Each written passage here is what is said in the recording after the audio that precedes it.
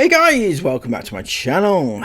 Today we have a very special episode of the Inghams. Today they are doing a Q&A. I don't know what happened because yesterday's vlog suggested they were going to show us their super duper finale today, and that's not going to happen now, is it? Not today anyway. Today though, we do have the most juicy Q&A yet. They're going to be discussing politics, pregnancy, the UK, Dubai, and so much more. There's actually a lot to get through in this vlog, so please strap yourselves in, buckle yourselves up, grab your popcorn, you're in for a bumpy ride, and it's going to be a while. It's going to be the most epic video that I've ever done, so you're not going to want to miss a single second of this. Trust me, I will know if you skip.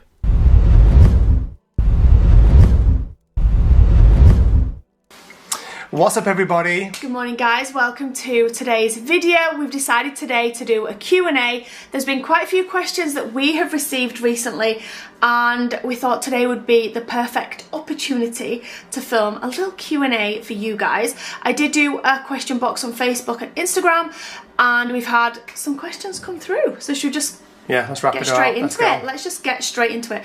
I haven't actually read these ones. I did read them about half an hour ago and I've screenshot a few, but just as I've opened it again now, there's a few more at the top, and actually there's a couple of good ones. So I thought this was cool. Right, would you let the girls go on a brand trip if they got asked?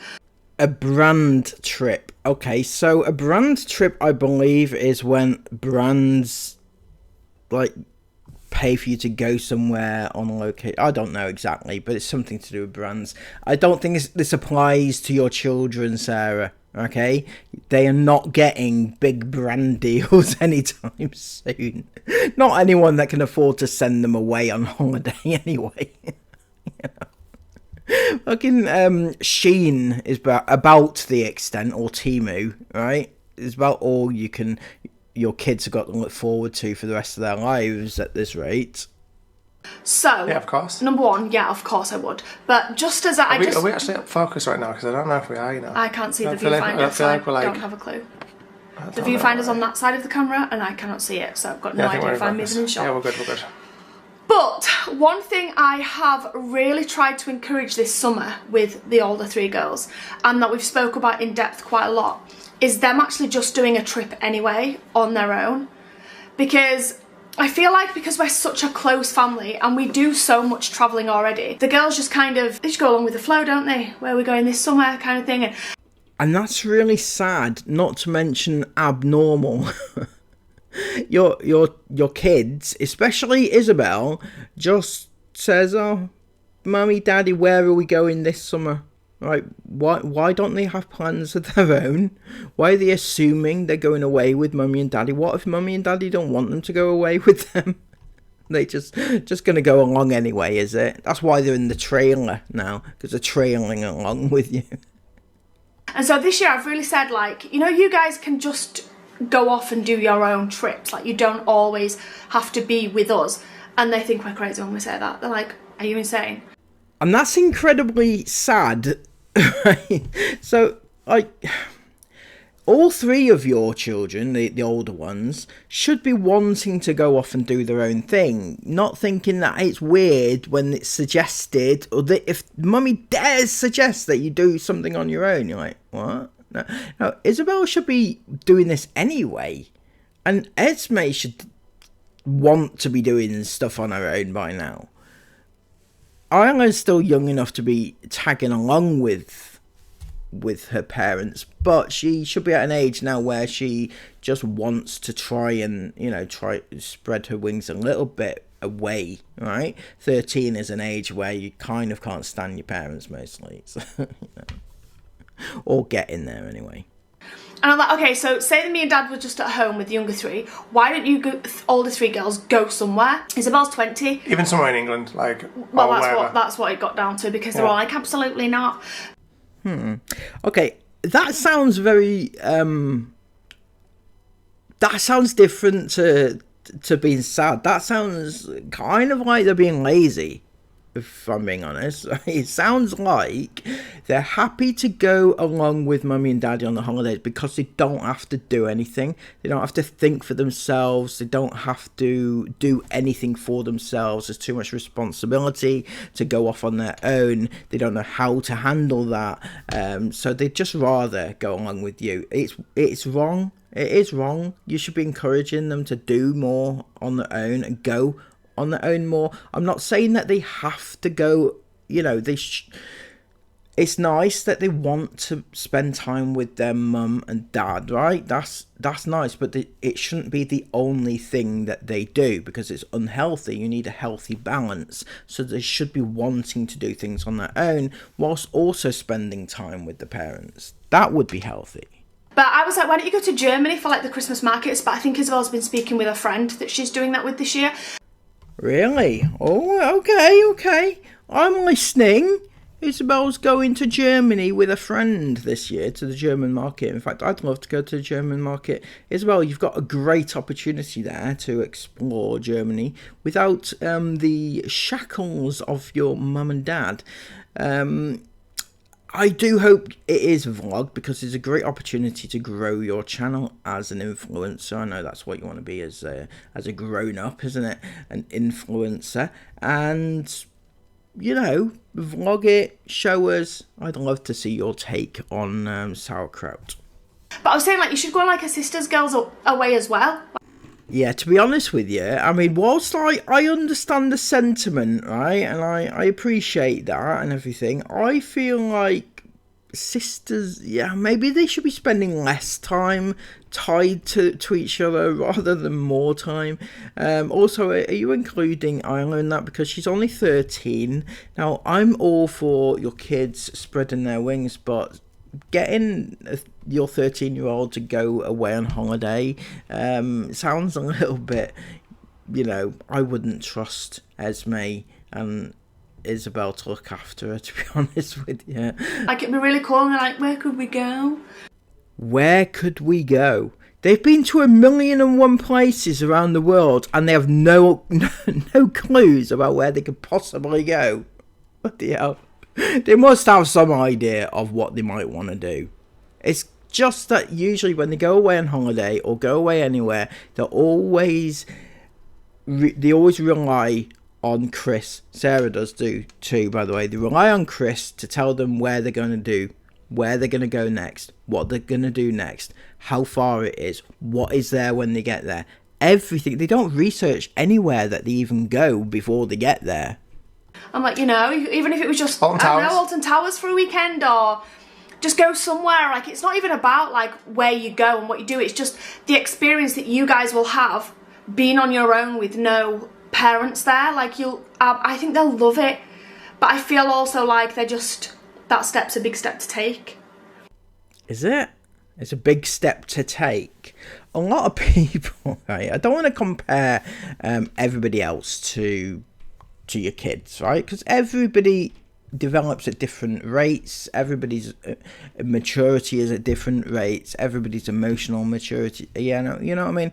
But like, a lot of people move out of home by 20. A lot of people living on their own at 20. A lot of people have babies by the time they're 20. There's a lot of things that happen by the time you're 20, and Isabel's not ready to make the step of going out on her own, you know. It's a little bit sad. Also, Esme, I get that she might be a bit apprehensive because she's, you know, 16 is an age where it's kind of in between, isn't it? You're pretty much almost an adult, but you're not quite. So if she's not experienced of going out, you know, on holiday on her own, you know, I get that, you know, going away for a night somewhere, she should be doing this. She's old enough really to go with Isabel somewhere. I'm not so sure that Isla is. She's still only 13. Just my opinion. Let me know what you think. And I know Isabel's like that. Like, she wants to go off. Like, she's planning trips with some of her friends already. But I'd love for Esme as well to go and do it. And Isla, even though Isla's only 13. But Isla's a very mature 13. Is she though? Is she? I'm not gonna bash Isla You know, I feel like saying that she's a very mature 13 does her an injustice, because I personally don't think, and I would not let Isla go off on her own completely. You know, go away, go and spend some time with some friends, go away with your friend's family or something, but not really. I don't trust Esme, for example, to look after Isla. I don't trust Esme to look after a cat, but, you know, just I feel like Isla's a little bit too young.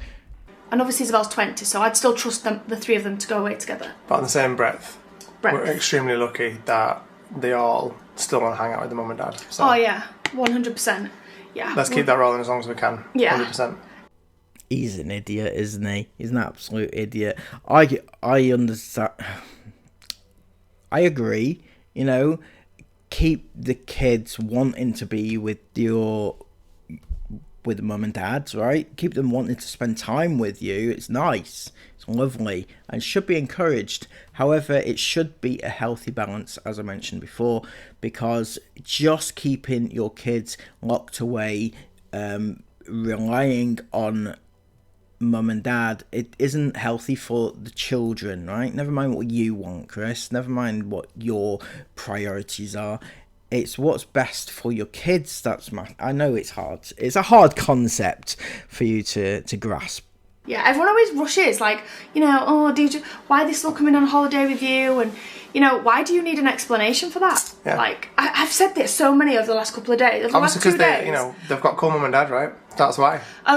Well, Chris, you certainly are the coolest dad on the block, aren't you? You know, you've got the emo look down. You know, you got the gang signs. The what is it that you say? You call everything fat. You're definitely the cool dad. You know, you're that dad that is so embarrassing when you bring your friends home to your house and the dad is there just doing gang signs, you know, in his little cardigan, right? It's not a vibe, Chris. Just because you style your hair in that manner doesn't mean that you are still a 15-year-old emo boy. The last couple of days, though, the amount of times I've said to Chris is, why is this person asking me for an explanation on my life? Or why is this, you know, why do they feel like you're a stranger to me? I'm not talking about IFAM, by the way, when I say this. Hang on, what? No, Sarah, it doesn't work like that. You're a stranger. No, the IFAM, they're not strangers, are they? They're not strangers. They are my friends, aren't they? They're your friends. They're not strangers to you. Talking about people that just come at me negatively all the time, like. So if an IFAM came at you negatively, in your opinion, negatively, and said, "Oh, why? You know, wouldn't it be nice if Isabel went on holiday on her own? Why is she still tagging along with mum and dad? It's weird." If an IFAM said that, would they then be tarnished with the same sort of hater brush that you like to give us all because somebody has a different opinion? I'm a stranger to you, you're a stranger to me, we mean nothing in each other's actual personal lives, so why do you need an explanation from me on my life choices or my life opinions? Did you just say that? Did you honestly just say that? You're a stranger, IFAM, because you can't differentiate, you can't put them both in separate boxes, right? IFAM and haters, right? They're all strangers to you, right? I'm a stranger to you, you're a stranger to me. In the same way that an IFAM is a stranger to you and you are a stranger to them, right? All strangers. So you can't put two separate boxes and say, well, it's okay for IFAM to know everything and to ask us questions, but it's not okay for haters to know everything and ask us questions because they're haters and not IFAM. And IFAM are our friends. They're not strangers to us, but haters, they are. You know what I mean?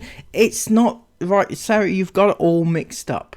Especially things that we don't share anyway. And that we never put in the public domain. Oh, yeah.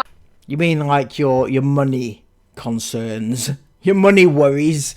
Is that what you don't want people to know? Because you didn't put it in the public domain, did you, Chris? I know that, but it is in the public domain. It's not in the public domain.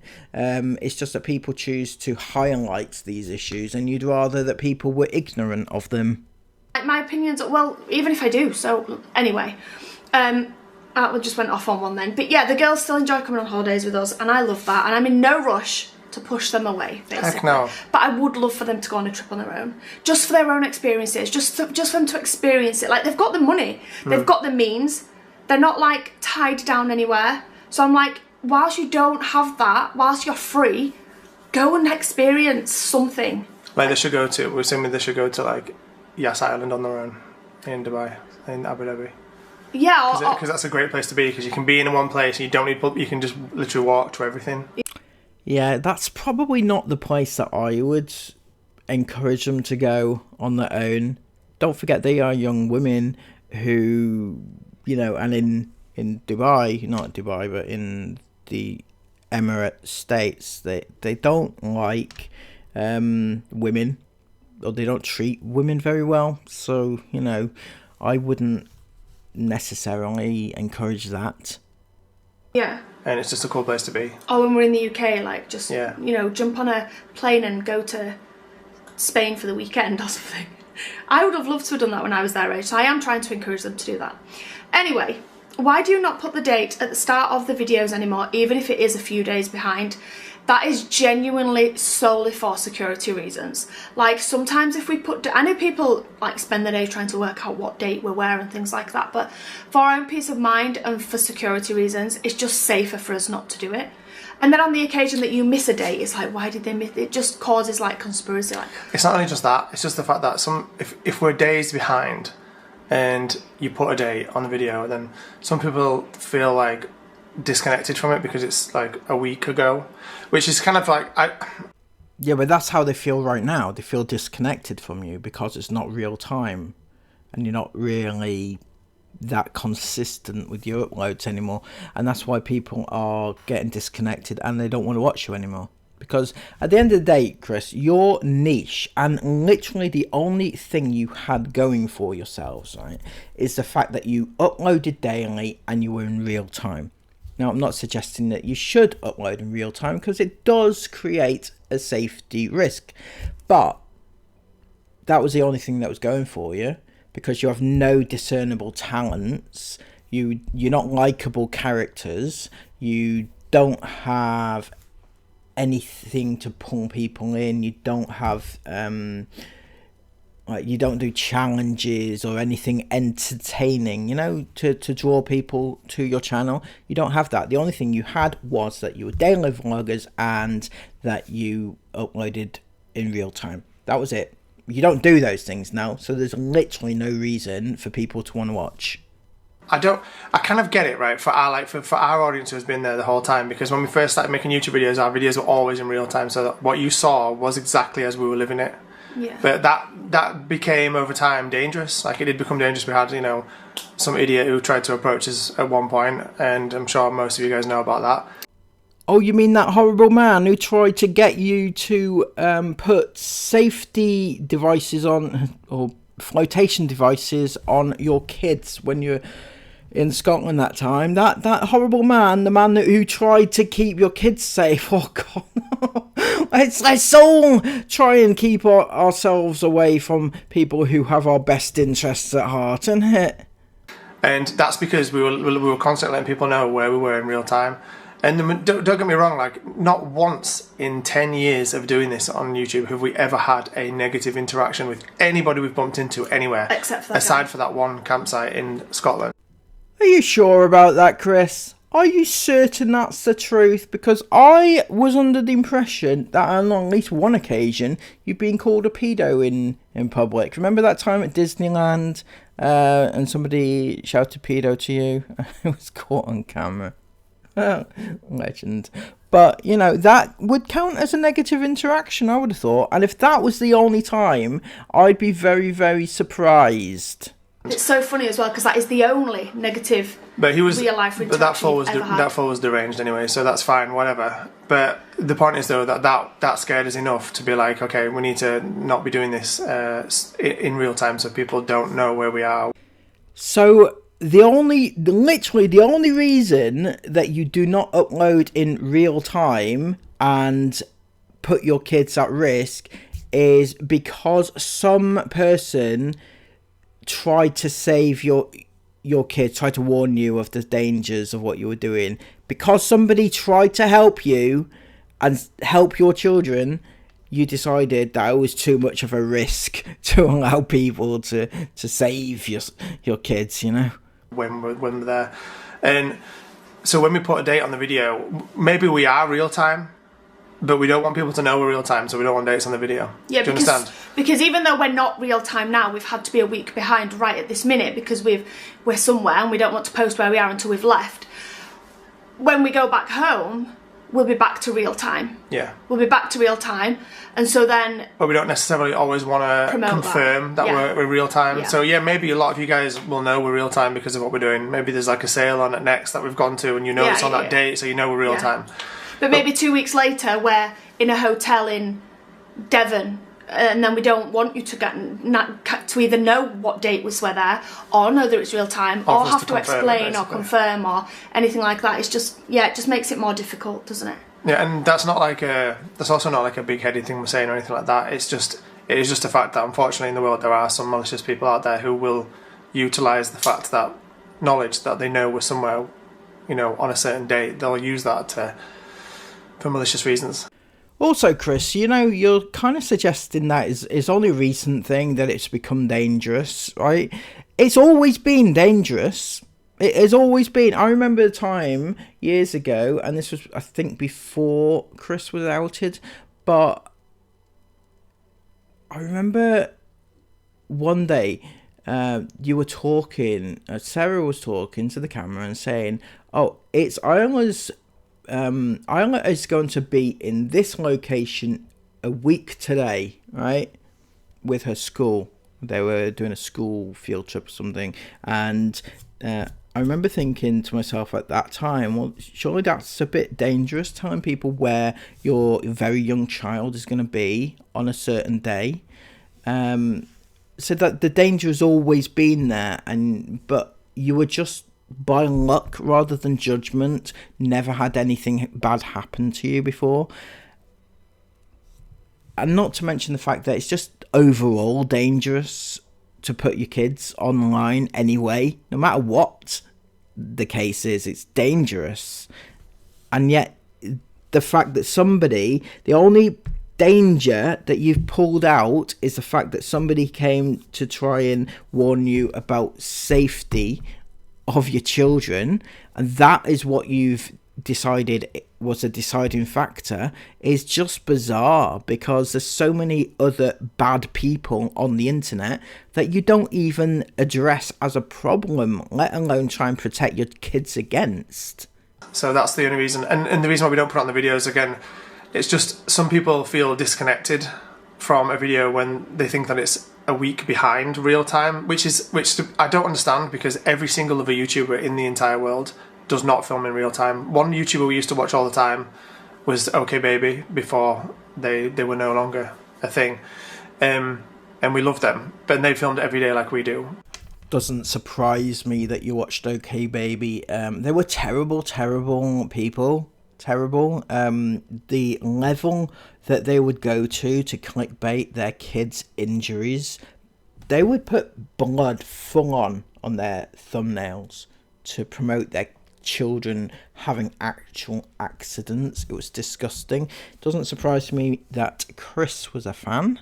But they were always like at least a month behind real time. But we don't know, watching, they were always a month. Well, it was always a lot. It wasn't ever real time. No. It was never real time. But you always felt like it was real time because you didn't know. Yeah. Does that make sense? Yeah. So I know you're saying like not to be big-headed or anything like that, but genuinely we are. People have two sides, whether it suits their narrative. So one time we're nobodies. Who do we think we are? They're nobodies. And the next time you can't post that, you're influencing people. Well, we're either influencers or we're nobodies. Yeah. But it's crazy. Anyway, that's basically the reason. Just to Because we don't. Why do we need to have a date on it? Really? Yeah. If you enjoy the video for what it is, why do you need to know when the date was or is? Does that make sense? I don't know. Maybe other people feel differently about that. But if you do, let us know below. Yeah. Okay, nice one. Are we in the UK for Christmas and winter? Yes, we are. 100%. And we're really looking forward to it. Every single one of us, because we've had such a hot year. We've been in Dubai and then we've been in Europe the whole year pretty much. And we're all craving autumn, cozy, English winter vibes. In fact, a friend told us today that it's like 7 degrees. And I'm like, that would be so nice right now. I get a fat jumper on. Why does the jumper need to be fat, is my question. Also, Chris, have you seen your body type right now? Any jumper you put on is fat. And go for a walk outside, it'd be so nice. So we're all looking forward to that very, very much. We are going back to Dubai though. In between, yeah. In between now and Christmas. So we're going back to the UK now for a little block of time, and then we're going to be jumping back to Dubai, making sure our house is alright, and doing a couple of things in Dubai, and then we'll be coming back. Why though? I don't get it. I just genuinely don't get it. Why keep going back and coming back? Going back. It just must be so exhausting having to keep packing and unpacking all the friggin' time. And not to mention the money you're wasting on that house for not actually living there. You have to pay the rent, like, up front. You have to pay on the lease for a year, right? And you're not even living there. Surely even you realise that's dead money. Have you explained to Sarah how much of a financial mess you're in right now? Yeah. For some very epic Vlogmas-y Christmas traditional stuff. And it's going to be epic. And another question as well that keeps coming up is, are you doing Vlogmas? Would it even be Christmas on the internet if we did not do Vlogmas? Well, not as many people agree with you these days, Chris. Views are down even on your Christmas vlogs these days. People are sick of watching your kids spoiled, entitled, and just opening advent calendars every day. It's boring. Nobody wants to see it. Nobody wants to see your overconsumption. I mean, people are struggling, and the last thing that they need is to see how much shit you've bought your kids. No. So of course we are. 100%. When will Isabel start her driving lessons? This gets asked so often. Let me answer this, especially on videos and things. Isabel had a deep chat with me the other day about this, right? So I'm going to answer this one for you, because I know the full story about this one. Well, I don't, because where was I? You were in the pool. Oh, right. It was just me and Isabel. Isabel is 100% not wanting to do her driving lessons right now. She's not interested. She's not ready. She doesn't feel ready mentally to want to go and do them. She isn't interested in learning about it right now. She hates me then. I know you keep pushing it. I've been nagging her for ages. I've been like, are you going to do that? Are you going to do it? Are you going to do it? She's 100% just plain not interested, and that's just the truth. She's not interested. She's got all the stuff ready to go. She has an intensive driving course ready to go. That's been booked and paid for. She has, obviously me and Sarah are getting her a car, etc. But she's not interested at all. She has no interest at all right now in doing that. Isn't that a little bit, I don't know, what's the word I'm looking for? Ungrateful, a little bit. Yeah, I mean, so many people would love to learn to drive, but just can't afford it. They can't afford the lessons because they cost a lot of money, and they can't afford a car. Obviously, that costs a lot of money.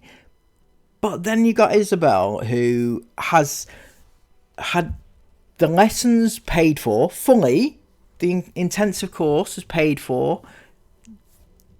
Her parents are going to buy her a car. She doesn't have to fork out any of this. And yet she decides, nah, can't be bothered. Don't want to, don't feel right, don't feel ready, it feels like a slap in the face to her parents and everybody else. And trust me, she's had the DVLA app and stuff on her phone for a long time, DVSA app. And she is just simply not interested. So that is the answer to that one. Did she say why? Yeah, she just doesn't feel mentally ready to learn it, be doing it. When she commits to it, she wants to commit to it and do it. And she isn't ready to do it. She didn't want to do it. She's interested. Does that make you sad? Not at all, no. It does me. I don't mind being taxi dad, it's fine. But she shouldn't be expecting lifts then. If she doesn't want to learn to drive, then she shouldn't be expecting lifts.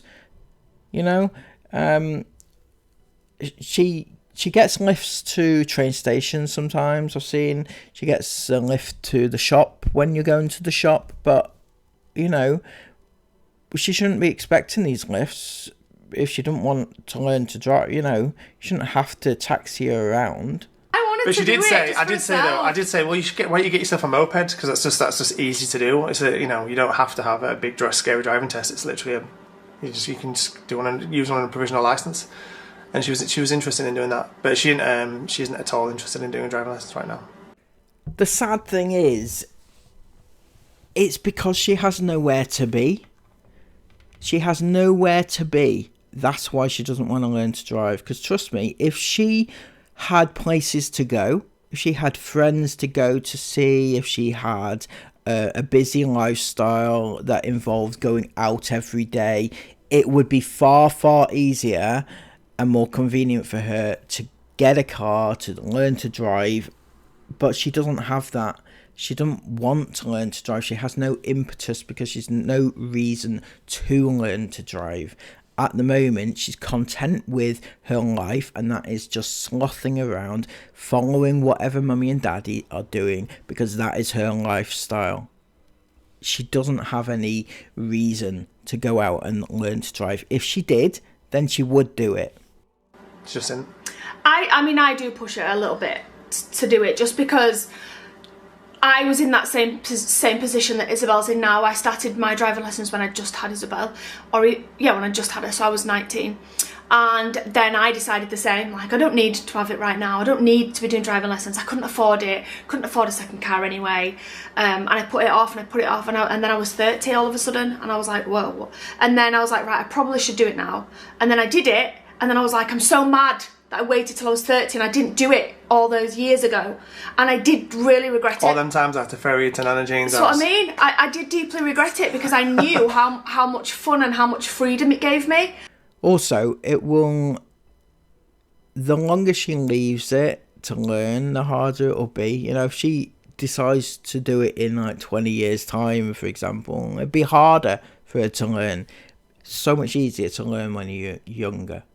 And I loved the freedom it gave me, and I want that for Isabel, but at the same time I can't force her to do it if she's not feeling ready, like Chris just said, to do it. And that's probably why she's had that conversation with you, because she knows you just sit and listen, whereas I'm a little bit more like trying to reason with her. I'm like, yeah, but why? Don't you want to do this? And then she probably ends up feeling bad, so that's probably why she had that conversation with you. But ultimately, it's Isabel's choice. If she wants to do them, it's there, and I'm done. Of course, it's ultimately Isabel's choice, but you can't blame people for continuously being on about it, because guess what, right? A certain person decided to reveal... It wasn't Isabel that revealed it to the world, was it? Guess who it was? That's right, it was Mummy and Daddy, because they decided to clickbait it for her birthday. Do you remember? So it's actually Mummy and Daddy that decided to tell the world, and Isabel's had to deal with the consequences of that because she's not got her car yet, and people see that as like, well, maybe she should have a car because she was given it for her birthday and still not got it. And she's had to field these questions for the last 2 years, and that's because Mummy and Daddy decided to tell everybody that she was getting a car when she wasn't.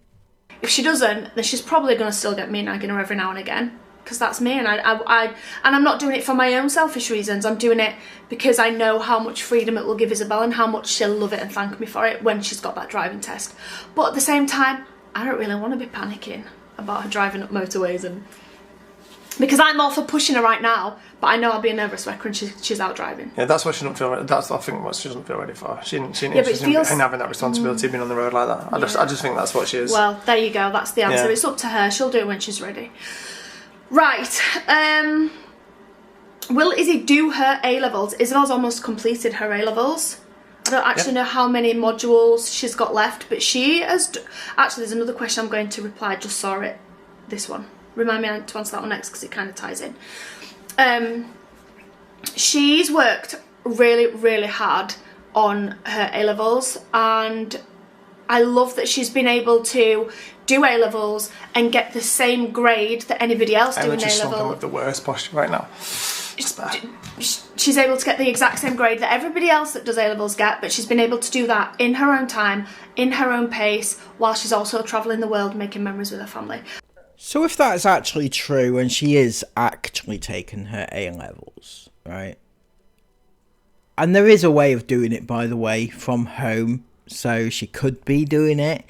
I don't know how long she's been doing it for. A-levels are typically 2 years long, and I don't personally feel that she has enough time to be studying, unless that's literally all she does in her free time is study, right? We don't know. She might do.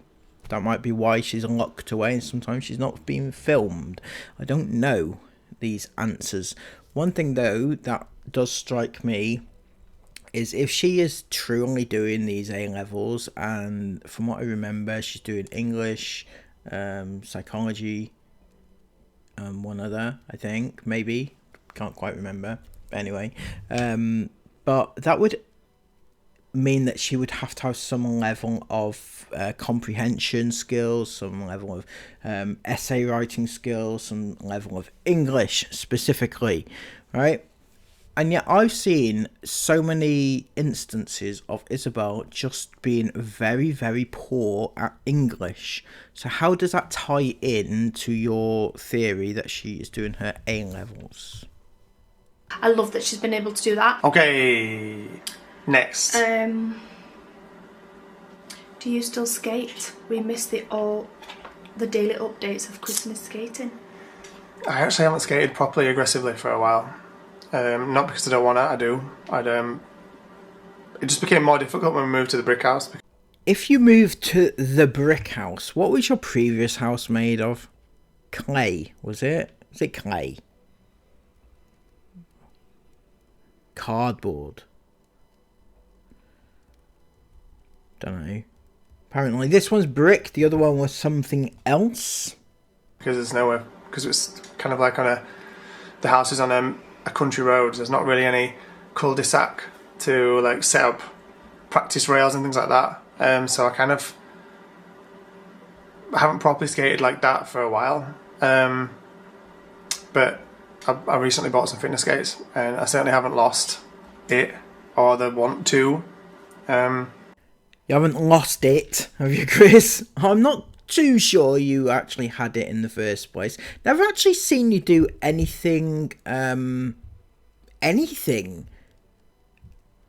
The only thing I've seen you do on a skate is you go on that rail and you put your leg up, isn't it? And then you go on one foot and then you jump off and you maybe do a little spin. Something like that. I mean, I'm not suggesting that I could do that, but I'm thinking in terms of skating, that's not really the pinnacle of skating, I don't think. It's just like very average, I think.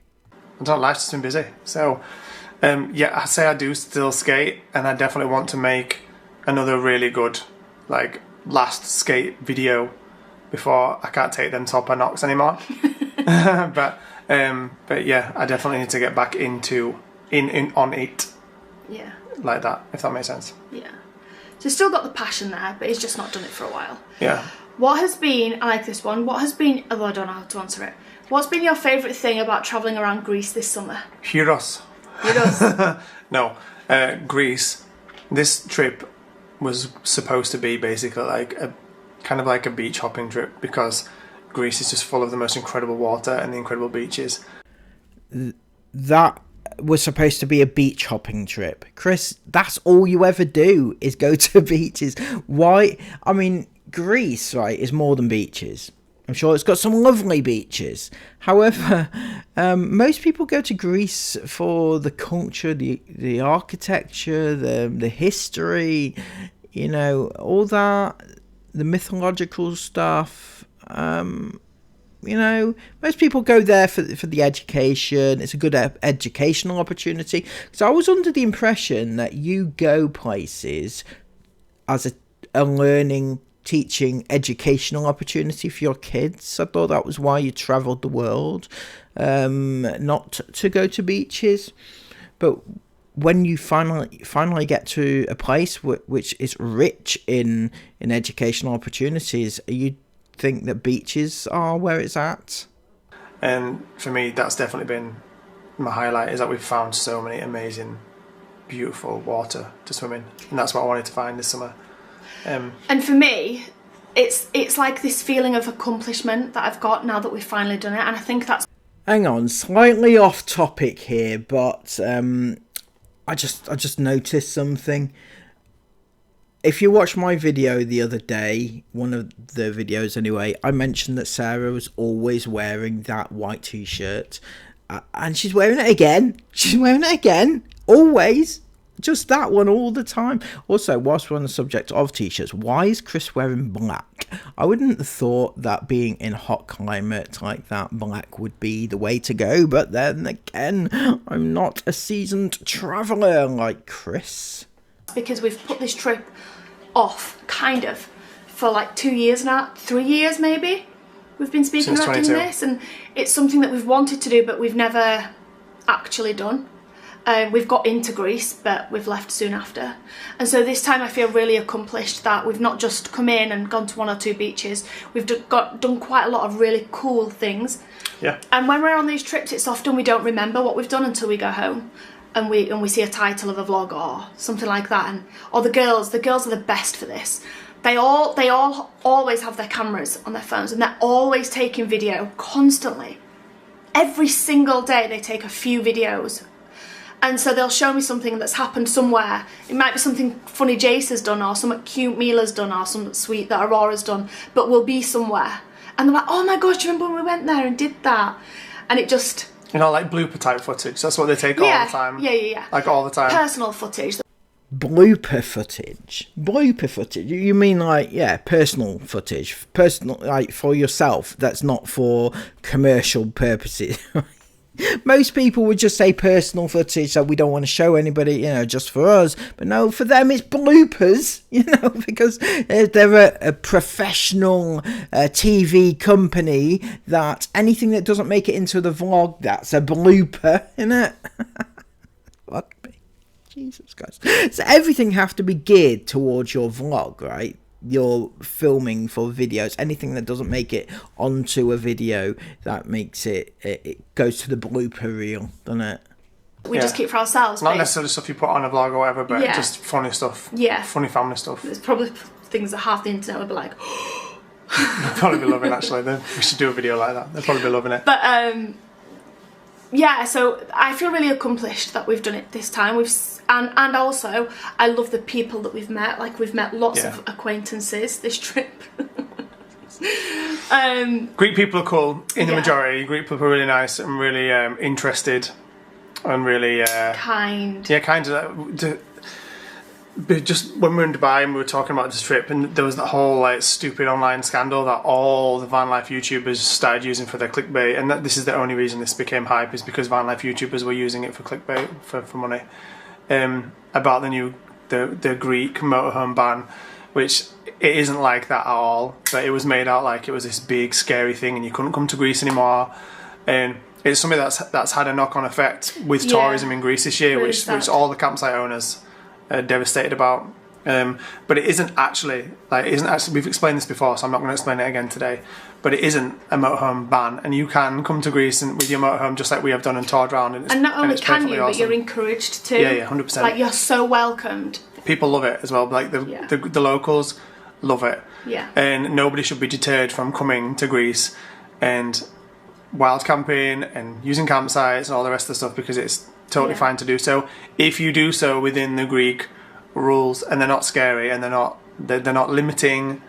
You know, you can do it and it's totally fine, like we have done. And not only is it fine, it's actually flipping amazing. It's the really best. Cool. The Greece is the best place we've done, aside from Scandinavia in the winter. Summer wise, Greece is hands down the best place. Right, which siblings get along the best with each other? This changes often, doesn't it, really? Yeah, it does, yeah. Who would you say right now? Isla and Esme. I was just about to say, wait, say it on 3. I was about to say Esme and Isla. Yeah, Esme and Isla. Well, obviously, because Isla follows Esme. No matter what she does, she just follows her, does whatever Esme does. And, yeah, I don't know why, but she seems to think that Esme is, like, the queen of everything. I don't know. They're literally, like, they're inseparable, and they're kind of, like, weird twins, if that makes sense. Not weird, but, like, they say things at the same time, and then they're always like, oh, Isla, what are you thinking? And then Isla will say this, and then they go, no way, I was just thinking that. They are funny together, but definitely. But then within a split second, it can be a nuclear war between them two, and then it's Isabel and Isla, or Isabel and Esme, and it's just, you know, three's a crowd. They definitely alternate, like, which one's the crowd. Often. It's really funny with those three because they're so different personality-wise. Like, for example, if the three of them are arguing, just say like they're arguing. No, say like two of them are arguing, right? So Esme and Isla are arguing. Isabel will stick up for the one that's in the right, so the one that's been unjustified, because that's like right. Whereas Esme, if Isabel and Esme are arguing, Isla will always stick up for Esme, always. Yeah. Whether she's right or not. Well, that's not a very good trait, you know. I mean, I'm all for, you know, backing your friends and everything, you know, stick up for your friends and whatnot, but also hold them accountable if they're wrong, you know. You shouldn't just stick up for the person who is your best friend. I say friend, they're sisters, but it's all they've got. And then if Isabel and Isla are arguing, Esme will stick up for the one that, what did she say the other day? She went, no, I stick up for the one that's winning. Esme sticks up for the Esme sticks up for the one that's winning. Esme likes to put the boot into George. She sticks up for the one that's winning. Oh my god, they're so different. Of course she does. Of course she sticks up for the one that's winning. Again, not a very pleasant trait in a child, you know. She don't care who's right or wrong. She just cares about being at the top. She cares about being top, and that's all she cares about. The best of everything, the top of everything, that's what she cares about. They are so different, all three of them, but it's cool. Esme and Isla right now. And outside of that, with the little ones, Mila and Roddy, they're like inseparable pretty much. I think Mila and Aurora have been very close this trip because Jace has really come out of his shell this trip, and he's been off swimming. He's been making acquaintances around the pool. I can't stop it. That's too funny. He's been making friends around the pool and swimming off, and you know he's not had his armbands on like for a couple of weeks now, and we've not been worried about it. Where's Jace? Obviously we're keeping our eyes on him at all times, but he can easily swim. He's doing breaststroke now fully, swimming from one side of the pool to the other. And because of that, he's gained like confidence, I feel like, and he's been making loads of friends and things, and he's been playing with those friends, which has left Mila and Aurora to kind of create a nice little bond. Yeah. Whereas before it was always Jace and Mila, because Aurora's a bit young. So it's been nice to watch that, actually. Yeah. It's been nice to watch Jace spread his wings and go off and play, and it's been nice watching Mila and Aurora create their little bond with their dolls and things. Aurora don't take no SHIT either. from Mila, no, Aurora she does will not. thug Mila. She thinks she's being wronged done by a literally thugger. They'll two will have full-on scraps. I thought photos were taken for a new intro, like your old intro. They were, but then I got on Chris's back so much in the few weeks after this. I was like, why did we take the pictures? Because they were terrible. We almost passed it. No, everyone else's were fine, you just didn't like yours. I hated mine so bad. And it wasn't even just mine, it was mine and No, it was just Jace's. yours. No, Jace's were cute. It was just yours. No, it's because he got his hair cut straight afterwards. And we didn't want to use them for his long hair in it. But it's so funny because we're taking... Chris is so bad at it. He's literally so bad, bless you. You're so good at loads of other things. You're so bad at taking pictures. I am so bad at taking pictures.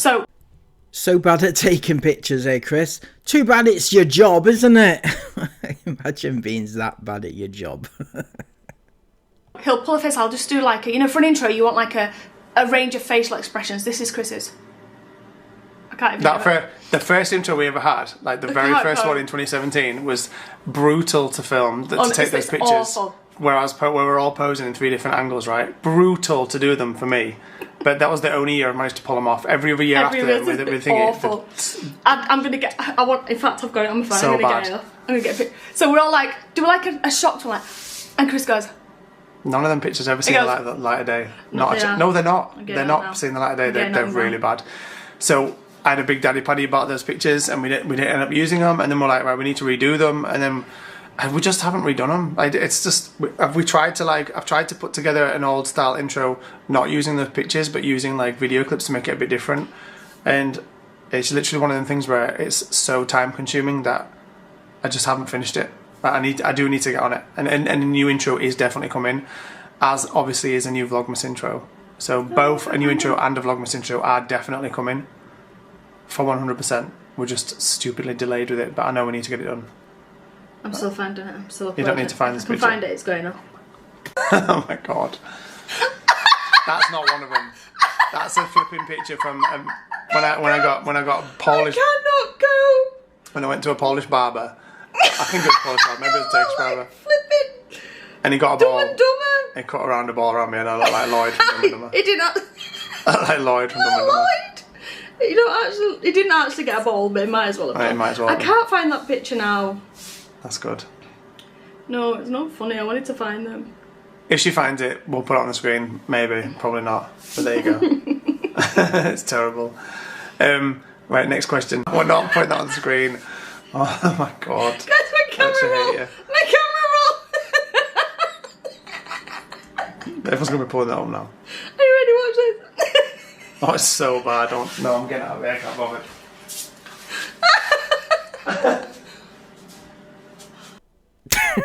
What the actual fuck is that? I can't cope with that. I can't cope with that. What are they? Oh my god. I actually don't.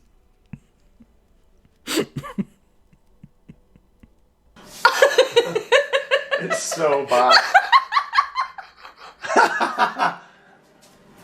Right, that's it. Get somebody else up now. That's not bad. Yeah, it's just my hair's just disgusting. Chris, your hair is exactly the same. It is the same. So you're saying your hair is disgusting there, but it's exactly the same as it is right now. Look at you, side by side comparison. It's the same thing. It is terrible. What? What is that flipping mop? I like absolute. Oh, they're so bad. See you next Tuesday. This is when he was contemplating his life. This is when I was like, babe, these are not working. You're not gonna like them. This is. I look like an absolute. See you next Tuesday. Right. Anyway, new intro will be coming now for definite. That's a promise. What do you miss most whilst travelling? Pretty. And Sunday dinners. I was about to say food. You don't miss your mum, your dad, your brother, even Nana Jean. None of those. No, you don't miss any of those. No, of course you don't. Don't see them anyway, do you? I miss food. And when I say food, I mean Walls bangers. no, it's not even that. It's just food that I'm familiar with. Oh, British Chinese takeaway. And I miss the prices as well, because I know, like I say this every single trip we do, like everyone's always like, oh, yeah, the UK is so expensive now, and I'm not saying it's not expensive for most families. It's disgraceful, some of the prices. But Europe's expensive. But honestly, Europe is so much more expensive. Anywhere else in the world we've ever been is way more expensive than the UK. Yeah, you go into Barton and whenever I say that, and you come out with no less than €100 down every time. And every time I say that, everyone's always like, no, the prices have gone up now. When you get home, you'll see. But they never are. I mean, I'm not saying the prices have not gone up, but they're never more expensive than what we have here in Europe. Yeah. And we're still shopping in Lidl's and things like that. We're not shopping at, like, you know. Yeah, so we got it good in the UK still, even though it's still ridiculously high in the UK too. I always get surprised when we come home. I go to Aldi or Asda or Tesco's, and I go and get a big food shop, and I'm dreading it. And then I get to the till, and it's like not too 130 quid or something. And I'm like, oh, that would have been about £400 in Europe. Yeah, trust. So, yeah, I do miss the prices, and I miss the familiarity.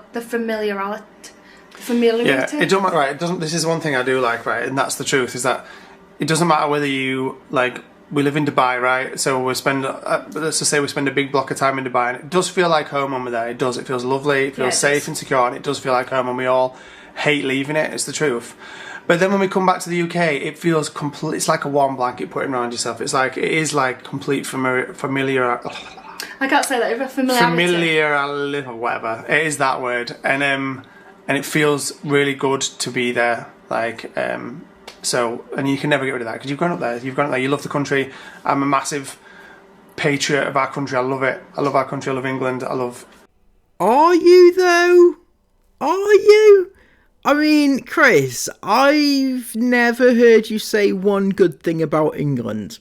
In fact, the opposite is true. You're consistently slating England, and you're always talking up about, you know, how Dubai is so good, and the UK or England is so unsafe, and you're desperate to go back. You really wish you were American, that's clear as day, but you've never ever said anything good about England. But you are a massive patriot, of course. It's history. I love things about our country, but I don't love I don't love everything about England. No, I don't love what's going on right now in our country. There's a lot of badness going on right now. Careful having an opinion. But in general, I'm not going to... trust me, I need to start a new channel, like politics channel. And it will be very popular because I'll literally rinse everybody and everything. But we have such strong opinions and beliefs, and a lot of you guys know what they are because we get so many messages saying, I'm so glad to hear you guys think this. We get loads of messages, but every now and again we'll share something and the little it's not always appropriate for a family YouTube like channel, a family vlog channel. It's not something that you should bring up on here. But no, it's not. Like, you know, which is sad, I think, though. I feel like people should be able to debate and. It's not just that, but some topics literally will have you stripped of your social media platforms, like, and not because they shouldn't be taboo at all. They're just freedom of speech. It's free speech. It's just talking about issues that are actually happening, like for example in the UK right now, and we should all be allowed to talk about them freely without the threat of demonetization or YouTube channel removal or anything like that. But that is actually the world we live in today. But I do we also don't have feel like free speech it's about a true. lot of stuff. It's true, but I do also feel like people don't have the ability to just discuss anymore. Like, I feel like people just are so angry. Like I've had a few on this question thing now. How dare you mention bleep when you don't mention bleep? Like, I'm sorry, sorry, why do I need to give you an explanation? You don't even, it's like I said at the start of the video. You don't know me, I don't know you. If you want a discussion, that's fine, but I don't owe you an explanation. I mean, don't come at you with anger. Don't come at me with anger. Like, they're so angry already. Yeah. Like, there's no chatting, there's no, what's your views on this? It's just anger straight away. Like, how dare you mention this when you haven't mentioned that? Like, everyone's so angry, like, oh, I'm sorry for, you know, having my own brain and using my own mind and having my own opinion.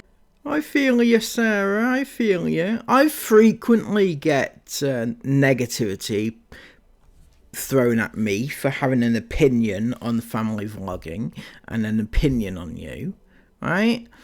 In fact, you're forever having a go at me for giving an opinion on family vlogging. So, you know, I'm not sure. Well, you're advocating for free speech, but you're not allowing me my voice, you know? Why do you feel like you now need an explanation onto why I feel the way I feel or what opinions I have? I don't feel like people can just have a discussion. Like, everyone gets so nasty. And one thing that I've noticed about social media as well, which really grinds on me, it really does, is people twist something someone says and uses it for their own, to suit their own narrative. Like, people like, somebody will say a quote, but they'll only take a small section of the quote and they'll be sharing that everywhere, and then that person's labelled as something due to that small section of the quote, but they won't include the whole quote, which is then a rounded statement stating something that's more rounded. They'll just take that small first section and then they get blasted with it. It happens all the time. I agree. I actually agree with you, Sarah. There you go. I said it. Yep, I do agree with your perspective. People these days don't have the attention span to, you know, watch a full 3-minute clip. These days, it's got to be 15 seconds, otherwise, you know, not getting their time of day, are you? Really? Because, yeah. It's happened with us. I've seen it over the last few days happen with so many quotes that have only been shared in small part. I just don't understand. I don't understand. Like, we're all human, and it's okay if somebody doesn't feel the same way as you do. That doesn't mean you have to label everybody something nasty. Well, I get where you're coming from, Sarah, but in your husband's case, I think the labelling is justified, and I think you know that. You get it. You know what your husband did, so you do kind of understand it, why people label him in that way. Like, I demonise them for the way they feel. Yeah, like you don't have to label people just because they don't feel the exact same way that you feel. But people do, they just can't stand it. Like I know some of our followers, I won't agree with your beliefs and your opinions. I won't agree with you. But we can still agree. But I can still agree that, I understand. That we like family vlogs and we like watching a nice family having a nice vlog type of thing. Do you know what I mean? It's like... So we can all get along in that way. Yeah, but that's a different thing, a different topic. Not everybody's going to want to watch a family vlog. We can't all just sit down and watch a nice little family vlog, because family vlogging is pretty nasty. It's pretty horrible. I mean, you talk about being horrible, but family vlogging is inherently horrible because, you're vlogging your kids and they didn't consent to being vlogged because they can't consent to being vlogged. And you use your children for financial gain, etc, etc, etc. But at the end of the day, Chris, that's your beliefs, isn't it, that you that you should be allowed to pimp out your kids on the black market, and you'll stick by it. You'll stand by it until the day that you die, isn't it? That's what people forget. Yeah, exactly. But I feel like some people just forget that it's okay if people have different opinions, and just because somebody has a different opinion, that doesn't mean you have to be angry. You have to be angry at them, and they have to explain their whole life choices to you. Yeah. You don't agree with me, and I don't agree with you, and that's okay. I'd like to have a discussion on why you feel the way you feel. But you won't, though, will you? You won't have a discussion with me, ever. And the reason is because you can't defend what you do, and I won't budge on my opinion on it. But I would have a discussion about it and ask you why you feel the way that you do, why you don't care about the safety of your children, why you don't put their needs first and their emotional needs first, their psychological needs first. Why don't do these things? But you don't get it. So I'm not quite sure where this discussion would go. I'll tell you why I feel the way I feel, and then it can be nice, but I'm too scared to have discussions with anyone online because it just comes down to, I don't even dare say what I was going to say, because then it's like, oh, well, what do you feel about it? People take your words out of context. You're a racist, you're this, you're that, and start calling your names over. And what I'm saying right now is not a reference to race. I'm just using that as an example. But do you know what I mean? Quickly get that one in before someone takes that. I know. Well, she clearly has opinions on this then, because she used racist as an example. But I'm just trying to say, like, there's so much anger in everyone just for having different of opinions. Or you just get big licks who think they're big licks on their computer at home or their phone at home, and they wouldn't dare say it to you in real life. So they take that opportunity, which again is completely wrong. Yeah. And that's one of the evils of the internet, is that wrong, like, malicious people get a voice when they wouldn't normally dare or want to have a voice. But that's the thing, Chris. I would say these things to your face. I might be a bit nicer about it, yeah, sure. I might be more pleasant, but I would ask you why you use your children for content. I would say that what you did back in 2018 was wrong, and I would tell you all these things to your face. It's not a secret. I'm not trying to, like, hide behind a computer screen to voice my opinions and facts, because generally my opinions are based on facts.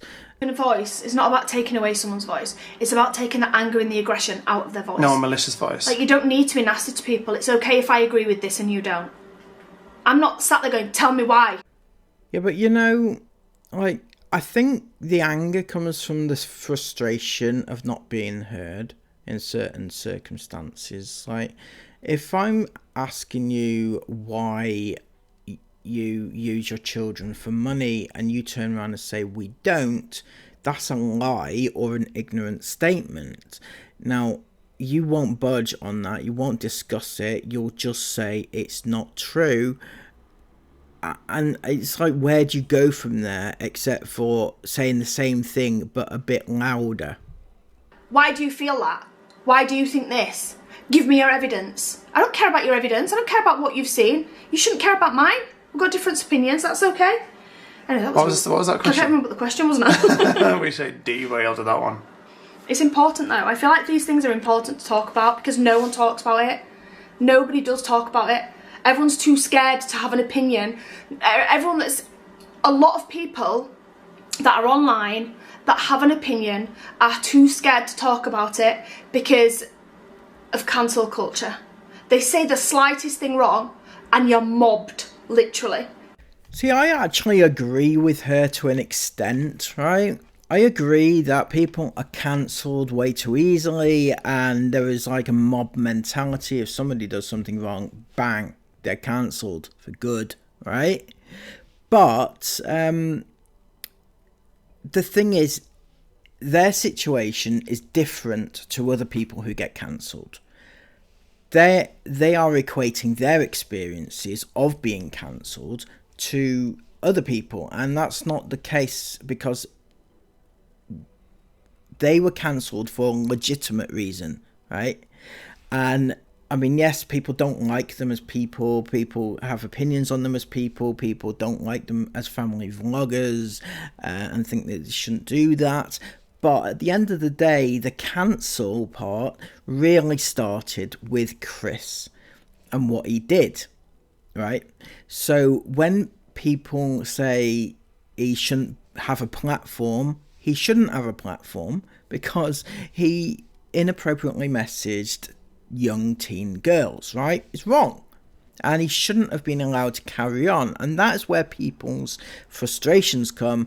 And that's why he's been got at every day since then, because he did something wrong, never ever took accountability, he never ever had any repercussions, and that is why people are angry about that still to this day. He really should have been taken off YouTube at that point, but he carried on regardless, and that's what your family have been facing, rather than what everybody else face when they go through cancel culture. You're wrong. Yeah, you're not even allowed to say what you feel anymore. You're wrong and you're labelled forever, and this will come up forever and ever and ever and ever. And this is it. I feel like Sarah's talking about their situation specifically. It comes up, he's labelled one thing, and it comes up forever and ever and ever and ever. And the reason for that, of course, is because he did what he did, and what he did isn't something you can just simply sweep under the carpet. It's not a little minor indiscretion, Sarah. It's a big thing, right? A horrible thing that he did to actual children. And people are going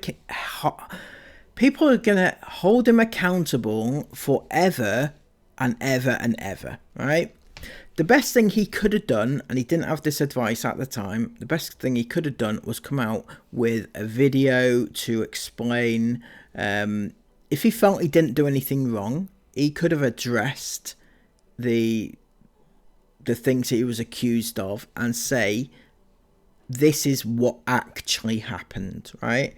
And I think the problem is he didn't ever say this is what actually happened. He just said, am I a paedophile? No. Am I a sexual predator? No. Right? So that's not addressing it. That's just general statements. Now, he legally wasn't a groomer, because the legal term of grooming involves underage people. You know, that's not strictly true in the broader sense of the psychological grooming. Anyway, but he never held himself accountable. He didn't explain his actions. He didn't give an explanation. He didn't give an apology. Now, if he didn't feel like he did anything wrong, he doesn't need to apologise. But what he does need to do is explain his reasons behind it, because it's a very big thing that he did, and he still, to this day, has not addressed the things that he's known to have done. It's really sad, and so I really praise influencers. I've seen a couple over the last few days that have said exactly how they feel, And I'm like, wow, you're brave. We just stopped for a little lunch break. We've just been up to the buffet and had a little bit of lunch. And now we're coming back to, and the battery died on the camera. So now we're coming back to answer a few more questions before we round up this video. But there were a few I wanted to answer, and I thought this one was really nice. It gave me a little bit of time to kind of reflect on how things have changed over the last 10 years for us. Do you ever long for your old life in Leeds as though you could relive it, but with the younger three? I found this a really interesting question. The younger three, so you can relive it with having me. So we can go back to that life, but we've got the younger three as well. Well, we couldn't possibly do that because there's no way we could have afforded 6 children back then. But just as a kind of a roundup, would you like to go back to that old life? It's a really hard one, don't you think, to answer? Because I feel like back then, life was it felt, when I look back on it, it probably wasn't at the time, but life felt way less complicated back then. Yeah, but in other ways it was a real struggle. And opportunities were lacking, and we would never have been able to give the kids the life that we're giving them, or that we're going to give them coming up. And the opportunities and the adventures. We'd never be able to do that. And the memories and things like that. Don't get me wrong, holidays have always been massive to us. And one thing that I will say is, even though some people say, oh, you've changed, we have never changed who we are as people. No. We've always done Christmas big, way before YouTube. I've got pictures to prove that. We've always done massive piles of presents. We didn't do that because we got a viral video. It's something we've always done. And yes, we go on more holidays now, so you could say we've changed in that respect, but not really. We've always done as many holidays as we could afford. So if 10 years ago before YouTube we could only afford 1 holiday a year, that's what we did. If we could afford 2 and squeeze 2 in, that's what we did. Yeah, we used to do like haven breaks as much as possible type things. Yeah, holiday's a holiday. I don't always mean abroad holidays. Yeah. So sometimes when I think about back to that life, I don't know, I get like a warm feeling like, oh, life just felt really easy back then. I can't really explain it, but it felt less complicated. It felt a lot easier. I feel like I had lots more time to just relax and research things and do like things that I was interested in and hobbies and reading. But at the same time, with that, brought a lot of money worries, stress about, you know, adding up your groceries when you're walking around the supermarket. And I was never there. I was literally never there. Anyway, it would be different. So would I like to go back? I don't think I would. No. I don't think I would. But that doesn't mean that it was because it was so bad. I still have really fond memories of that time back then. I wouldn't change a single thing that's happened up until right at this point today. Not a single thing, because everything that's happened has made us the people that we are today. And that's not necessarily a good thing, though, is it, Chris? A sexual groomer. Everything that, well, I guess having the opportunity to have contact with young teens did kind of make yourself the person you are today. I guess you are correct. I personally would not change the person that I am today. Why? That's the question. Why? You can't honestly sit there and say that you're delighted at the person you are, having been outed for inappropriately messaging teenage girls. You can't say that. I don't. I mean, Sarah, are you just going to sit there and listen to this crap? No. For anything. No. I know who I am, I know what I believe in, I know what I stand for, and I love that someone said that. Like someone said, happens. like your best. So I had read a quote like years ago that your best years are your 30s, in your 30s, because you know who you are, you're content with who you are, and it just doesn't feel as scary, and the world doesn't feel as scary anymore. And I completely get that. My 30s. It feels more scary now. Well, it does in certain aspects, for definite, but. Well, you can't be content, obviously, with being, being hunted down wherever you go. It must be quite scary for you, Chris. As a person, I feel like, my 30s have been my favourite years, for definite. What's a common misconception about your content? P.S. I love watching your content. Common misconception about our content is that you see everything that happens in a day, where in reality, we probably don't film more than half an hour maximum per day, period, like at all. We're picking the camera up for a quick clip here now and again. In total, the footage would be, half an hour, 20 minutes, half an hour maximum every single day. So the common misconception that you don't see things going on in the daytime, so they don't happen, it's always been, we've always taken the piss out of that because, you know, it's just such a ridiculous statement to make. Like, for instance, the kids don't do no schoolwork because we don't vlog it. Then there's 23 other hours in a day. I hate this. Oh, you only see 20 minutes of their day. How do you know they don't do schoolwork? Well, Chris, the thing is that you film, by and large, you film not just 30 minutes of one particular segment of your day, you film over the course of the day, right? So it's quite easy to build up a picture of what you did in the day and assume certain things. For example, okay, and this was a real life example, something that actually happened on one occasion. So say, for example, Sarah is in the kitchen talking to a camera, right? She's yapping away to a camera about some shit one morning, okay? And in the background, you see Esme dancing to a TikTok, doing a TikTok, right? In the background in the kitchen in the morning when she... So it's safe to assume there was, you know, she's not doing schoolwork because she's doing a TikTok. And then in the afternoon, Esme is also out all afternoon at the shops. So you can build up a picture that she didn't actually do schoolwork that day because she spent all afternoon out, and in the morning she was doing TikToks. So at what point would she have done schoolwork? You see what I'm saying? Or, for example, when you're on a road trip and there's no room in a van for your children to even move, let alone do schoolwork. At what point are your children doing schoolwork? There aren't anywhere to do it, right? Even when you were at the ruins in Greece the other day, right? Your children were not paying attention to the schoolwork in front of them. They were doing the nails and shit. You know, they do schoolwork. We don't show going to the bathroom, but we do go to the bathroom. We're human beings, you know, everyone goes to the bathroom. I think that's a really good answer, because there's been times when we've gone out with friends, for example. We've gone out for like day trips with friends or whatever, and they'll say to us like, oh, you know, are you not vlogging today? And we'll be like, yeah, we filmed a whole day of vlog. Yeah, some days in Scotland. And they're like, oh, I didn't even realise, because we actually don't. I think a good misconception is people think we walk around like this. Constantly. And we can go on a whole day out. It did happen in Scotland as well, but I'm talking about other friends as well. I can go on a day out with a group of friends and they can not even know that I've vlogged the day. But you have. But I've vlogged a whole daily vlog from that day, but they won't have realised, because believe it or not, we actually don't have a camera in our hands 24/7. And actually, I say this about the children all the time, it's so frustrating to like capture their true personalities and their cute moments and when they do funny things, because we don't always have a camera in our hands. And that's how it should be. I'm not saying there's anything bad about that, that is how it should be. But, you know, we probably have a camera in our hands maybe, you know, 45 minutes from the whole day. Yeah. And the rest of the time we are, you know, I always see like things like, I'm trying to think of like examples and things.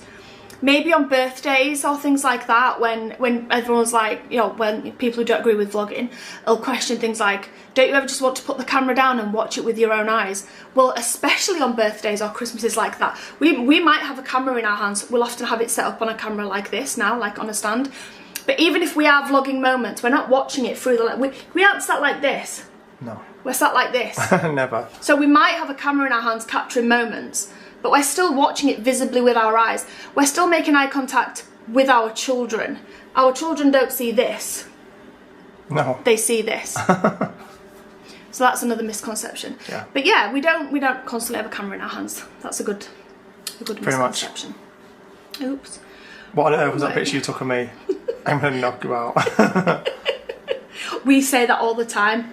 We need to stop it because people take it. Someone said, we say I'm gonna knock you out. We say that all the time, but we got pulled up on it a while ago. I can't remember. I said it to one of the girls, like, "Oh my gosh, can you imagine your mum saying she was gonna knock you out?" Because we say it as a joke. It's like, as a joke, you think saying you're gonna knock one of your kids out is a joke? Do you think that? Do you?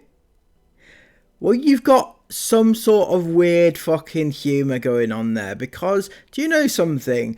some parents do actually knock the kids out, and it's no joke. Trust me. All right, it's called child abuse. That's right. Another thing that's really hard about vlogging is you don't understand another family's humour, and our family have we've got dark humour in our family. Yeah.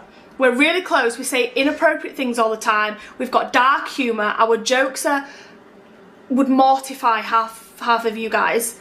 We can't be real on camera in that aspect because we would just be, you would be mortified. No, not really, not that bad. It's not that bad. It is. But it's like, it was funny.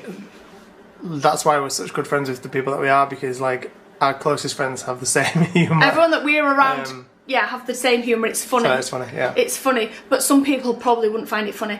And that's an example. You say I'm going to knock you out. Well, I say that to the kids, and the kids say that to me, and we don't actually mean it. We're not saying it in an aggressive way. It's just like a jokey way. Is that right? Is that right? So your kids only say they're going to knock people out as a joke. Is that what you're saying to me? Because I heard on one of your vlogs recently, I think there was a discussion about Isla had a problem with a shopkeeper or something in Greece, and Esme at the end of it said, I would have knocked her out. That's right. So when your kids are saying things like that, they're not saying them as jokes. That was in an aggressive manner, right? They pick things up and then they use it in an aggressive manner, just because you're joking within your family.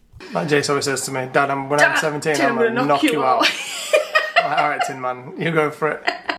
What? That's not normal. You know that, don't you? That's not normal. You know when you're joking, your so-called jokes, right? That you're going to knock people, and Jace is picking that up and saying that when he's 17, he's going to knock you out, Chris.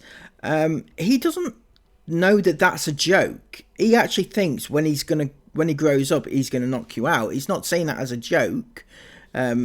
He doesn't understand that it's a joke, right?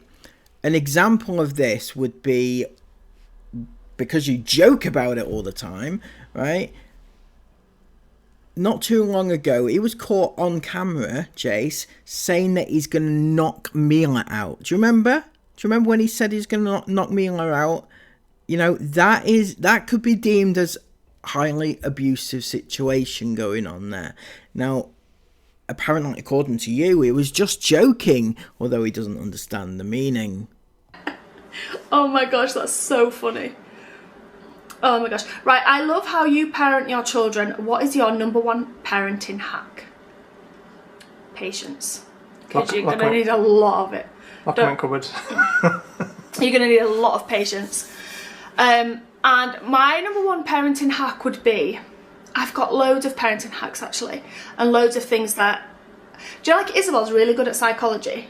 Mm-hmm. I feel like I'm really good at understanding children. We don't even have anyone in the group. How is that even possible when nobody's above us? I think it might be that wall. And the girls are next door but one, so... Well, the girls. Anyway, I feel like I understand... A really good example is when we went to lunch, and I get... It's kind of going off on one, but I gave Aurora her lunch, and she went, no! So... She always does. She does, and you would go, come on, look, taste some of this one. And you'd start doing flipping bananas and aeroplanes and boats and all sorts. And I just simply go, she doesn't want it, move it. And you sit there and I feel like you cause more. You cause her to carry on, and it happens a lot in different areas. It's just like parenting techniques that are a bit different, mine and Chris's. Whereas Chris will sit there doing that and it'll just escalate. Whereas she says no to me, I go, okay, don't eat it then. I put it on the table, I sit down and I start eating mine. She looks around, she did it today. Yeah. She starts looking around at everyone else. I filmed it as well. And then she went, picked up a fork, stuck it in her carrot and went, Mama, look!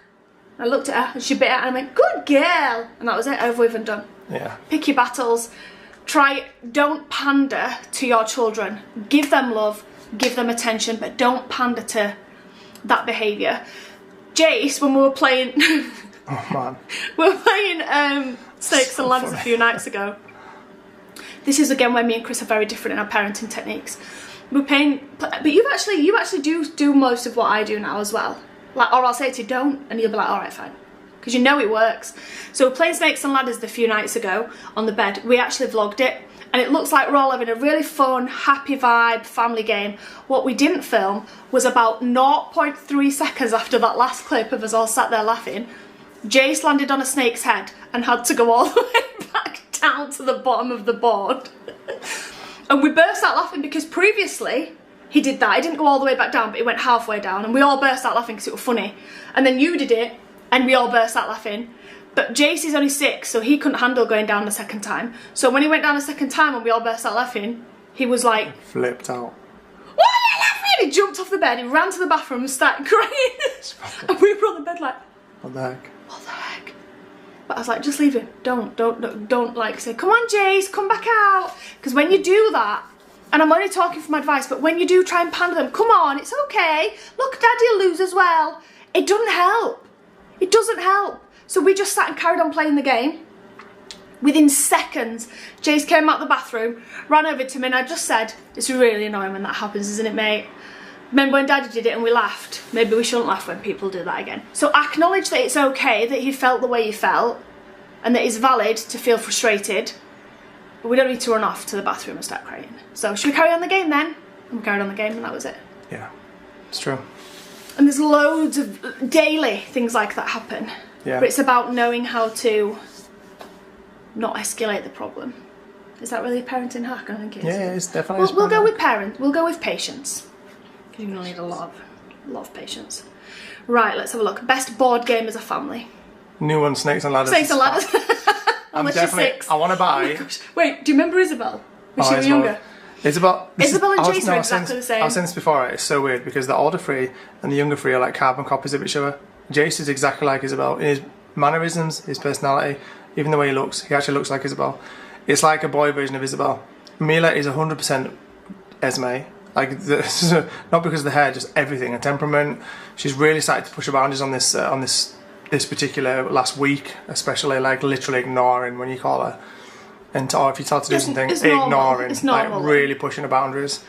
To the point where I've got angry with her this week, and she's been in trouble. And Roddy is Isla, like she's just a carbon copy of Isla. So it's so weird how they're like all carbon copies of each other.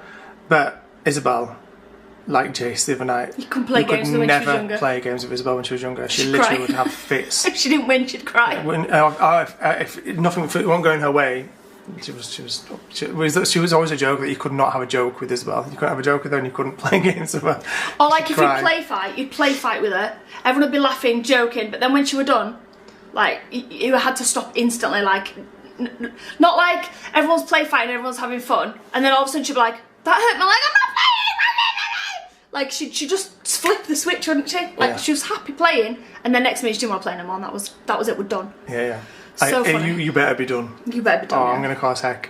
Yeah. But best board game to play as a family. I want to find a fat Snakes and Ladders one, like a really good, like mystical Snakes and Ladders, dark themed board game, like with 2 dice, with that I can get everyone involved in. I was going to say, because Jace can play. We've got a little small travel one, and it is great. But I want a proper big fat one. Like. But if you're thinking about a good family board game for like Christmases coming up, etc. Snakes and Ladders is underrated. It's the most underrated board game ever. It's so fun. It's a bit boring. No, it's great. It's great. Especially I think you can get ones with like questions on. We've never played Monopoly as a family ever.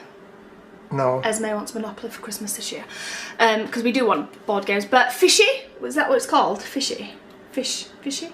That one we got at Christmas where you had to pretend, you had to give facts and then somebody gave a truth. Oh yeah, that was good, yeah. Such a good game, so funny. Yeah, it was. We always liked logos, that was always a fun game. That sore bit on my mouth is doing my boxing.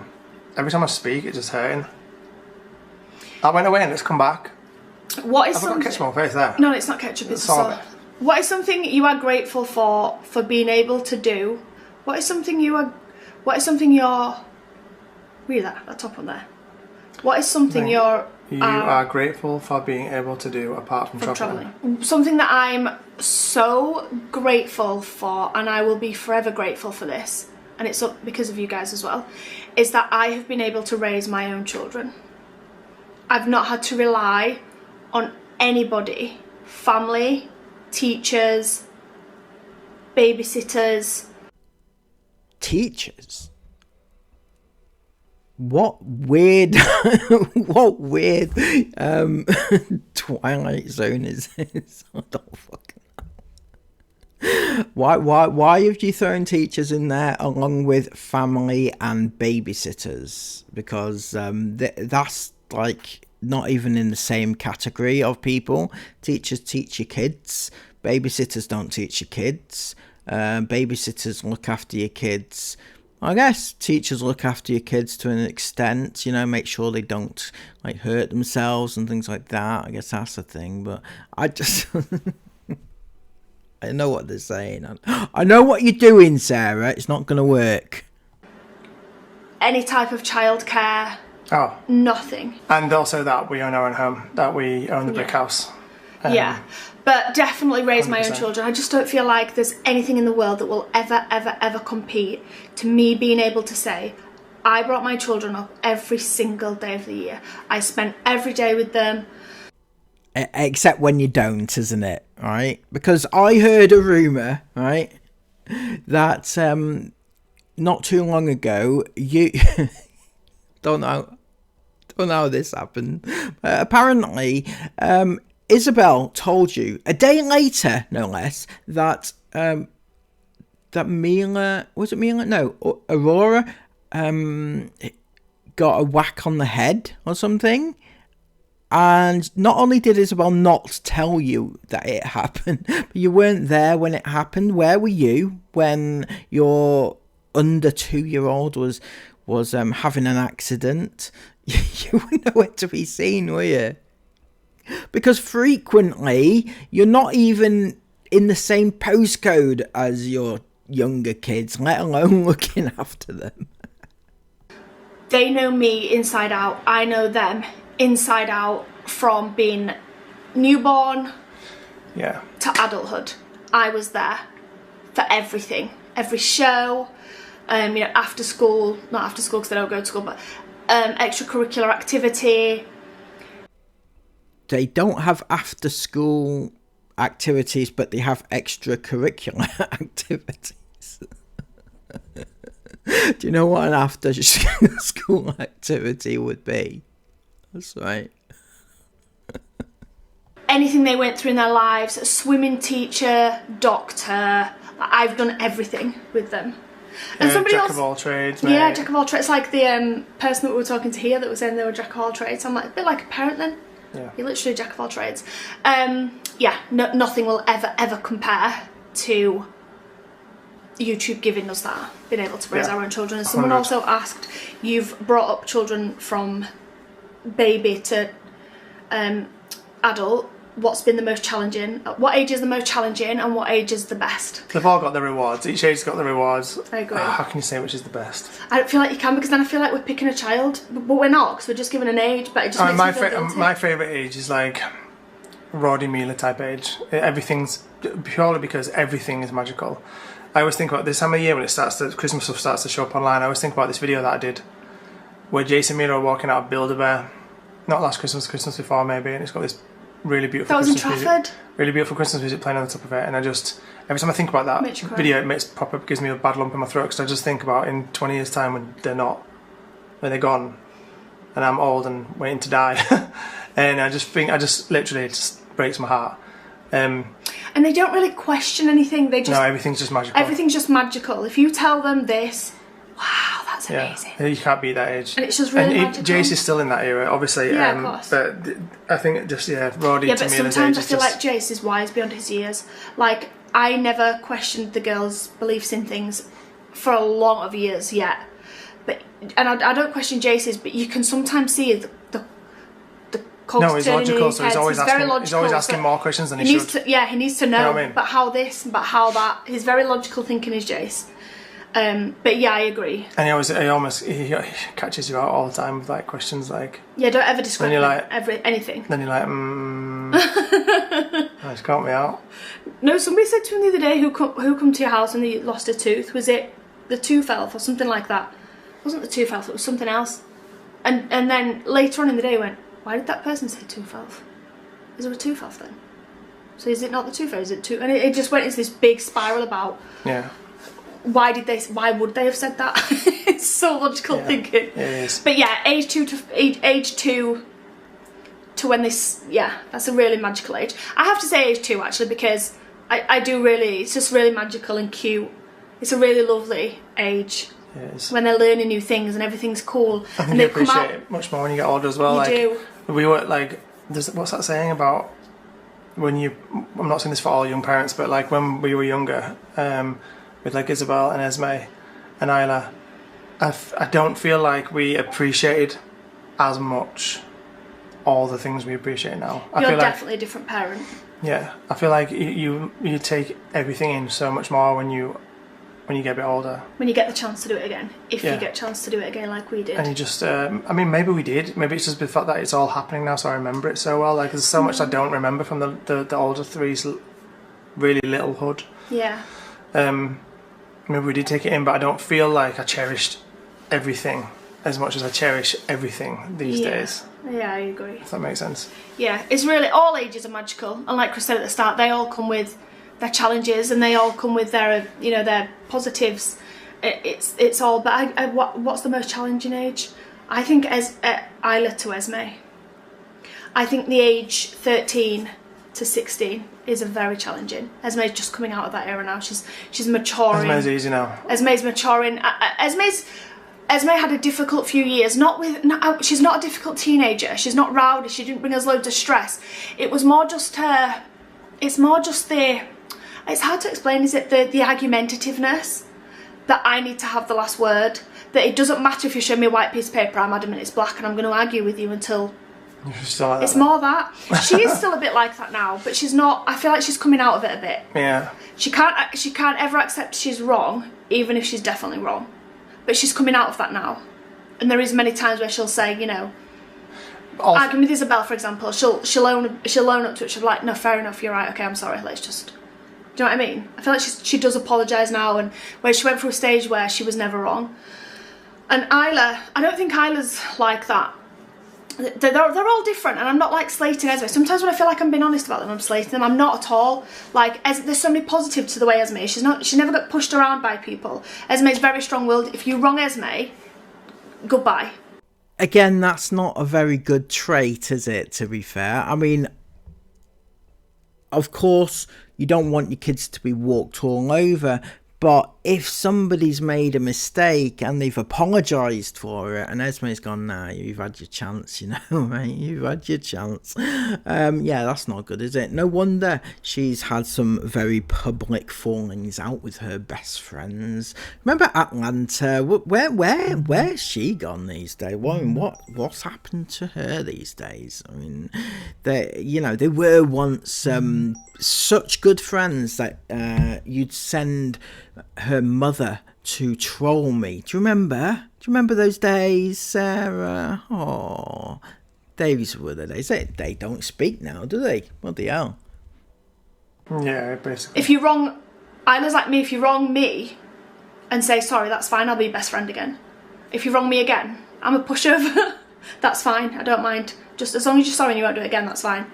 And Isla's like that. But with Esme, if you wrong her, don't bother saying sorry because you're done in her life. Not her family. I don't mean her family. She's brutal, man. She's brutal. People have wronged her on the outside and she's like, you're done. She's brutal. And even I'm like... And that's horrible. And that is actually going to lose her more friends than anything. So good luck with that in the future. Not saying that she shouldn't have friends, but, you know, treat them better is what I would say. Esme, chill out. You don't need to be doing it. People make mistakes. It's fine. No, I'm done. Like, not a chance. That's her personality, but you know, that's just the way she is. Whereas me and I'm very different, and Isla's very different in that respect as well. But with Isla, I feel like, I don't know, it's that age where they're just finding themselves and they're struggling with their emotions sometimes. I wouldn't say Isla struggles with her emotions really, but she's bloody strong-willed like Esme though. She is strong-willed like Esme. The arguments that come out Recently we've been like, Isla! There's this really beautiful clip of this montage of coming to this part when we were coming here. And I turned it into montage because I wanted to use the audio because it was good, but in the backdrop of it, halfway through the clip, you just hear, Esme, I swear on my life, I did not just do that to you. I'm sick of you calling me this. Whatever. Isla just Screamed it's Esme. not even what they say. It's sometimes it's the aggression. It's like, oh my goodness, calm down. You're speaking to your sister. Like, there's no need for it. Like, sometimes it's just the like anger, but at the same time, it's normal. Yeah, it is normal. It's their age. They're feeling all the emotions. Their hormones are all over the place. They're trying to figure themselves out. It's normal for them to behave like that. For them to have feelings where they're just like, I need an outlet. It's normal. We're so lucky that we've got children, that are siblings, close in age like they are, that can be around each other literally 24/7. I'm just going to check how long this clip is because we've been chatting for ages. And barely argue. Yeah. 23 minutes. Man, we need to shut up. We need to keep these answers concise. Okay, this one comes up a bit. Are you still buying a house in Scandinavia? 100% yes. We definitely want to still buy a Christmas cabin in Scandinavia. Want to and will do are completely different things, Chris. Want to? Yes, maybe you do want to. But will you actually do it? Because there's a lot to undertake in buying a place in a foreign country. You've never done that before, have you? Not even in Dubai, where you actually live, have you bought a house in a foreign country, right? Add to that, you don't actually have the funds. You're not going to raise the funds by like a mortgage or anything like that, because your credit is through the floor and you don't have the equity to do it unless you sell every single vehicle that you own. Yeah, maybe you could raise the funds there. If you sold your house in the UK, maybe. I don't think there's much equity left in that house, to be honest with you, but you know, you might get a few thousand out of it. But that's definitely not going to be this year. Basically, when we went back to Dubai, our priorities changed in a different direction, which again is things that we're really excited about. But like what? I'm actually stumped on this one. If anybody could let me know in the comments down below what it is that happened in Dubai that has changed their focus in a different direction that they're very excited about. The obvious one that comes to mind is pregnancy, but I don't think that's it. So what is it that happened in Dubai? And that was months ago, because they've been away for months. So, what happened? Are they buying a house out there? I doubt it. But if it was just a house, why wouldn't they just say it? Because they're talking about houses and stuff. I don't know. Let me know what it is, because I'm keen to know, and I need to know. And my brain won't give up until I find out. So let me know. Thank you. That wasn't a priority before. When we were in the Arctic, you know, we had tunnel vision about this place in Scandinavia, and we physically just don't have the time to go back there to look and to finalise, and that's what needs to be done. We need to be able to go back there to finalise and look and make sure we've got the right place, etc, etc, and that is 100% definitely something we are going to do, but that is definitely not something that's going to happen before Christmas. When you say you haven't got the time to do any of this, like, what else have you got on? You know, you can choose to either go to Dubai or you can choose to go to the UK. These are choices. They're not things that are set in stone and that you absolutely have to do. You can change your plans and go to Scandinavia and look for a place or finalise a deal if you want to. You have the time to do it. Stop saying you don't have the time. You have the time. You definitely have the time, okay? We physically don't have the time to go back there to spend the time to do that, and our priorities changed a little bit with other things in Dubai, which we're really excited about. So yes, we do want to, but that's definitely not going to happen before this Christmas. 3 very quick questions. We need to try and keep this quick. Would you rather spend the rest of your days living in your van life, or Dubai? Van life. Dubai. I think. No, it's not that I wouldn't want it. No, the rest of our days. Yeah, but if the rest of the days and we don't get to see like a family and stuff and other places. And if it's in the van, we get to see wherever we want. And van life makes me happy. Makes you what? Happy. Van life, right? This is van life makes me happy. Van life makes me want to wake up in the morning and look out the window and feel happy. And not that I don't feel happy at home or in Dubai, but it's not the same. It's not the same for me. Like, what it is makes me feel free. Van life makes me feel free. Being in a house, for some reason, sometimes makes me feel trapped. You get really oppressed in the brick house especially. Trapped isn't the right word. It's because at the brick house, it's also because I own it. So, like, the things that are wrong with it really eat at me. And the things I know that I need doing really eat at me. So when I'm in the brick house, my brain's constantly like, I need to fix this, I need to do that. You definitely feel like that. I cannot chill. He's always itching to... When we get home from a long trip like this, for the first... He always dreads it for a start. You always dread getting home. Yeah.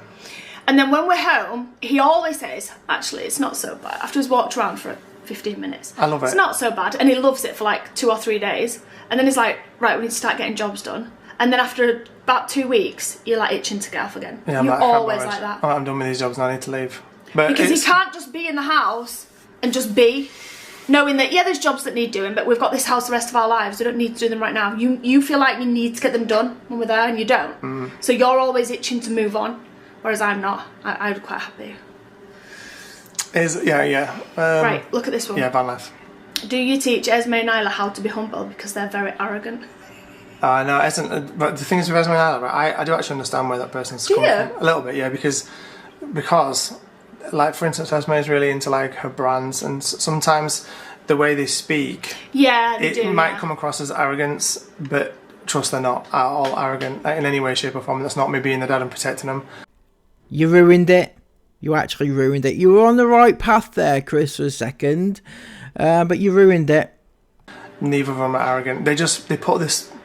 Sometimes they put this funny teenage persona on. Yeah, I do know what you mean. Like, you know, my Coach bag or whatever it might be. It's not even the Coach bag. I don't think Esme was arrogant over a Coach bag. No. I feel like she wanted to show it off, but that's normal. She's a teenager who'd spent a lot of money on a bag that she'd saved up for and she was excited to get it. Don't feel like there's anything wrong with that. No. And even Isla with these Isabel Marden or whatever it's called shoes that she wants that are literally like £500. She hasn't got them. She's saving up for them and she'll buy them for herself, which is fine. Yeah, she's going to want to show off with them. In fact, she's been like...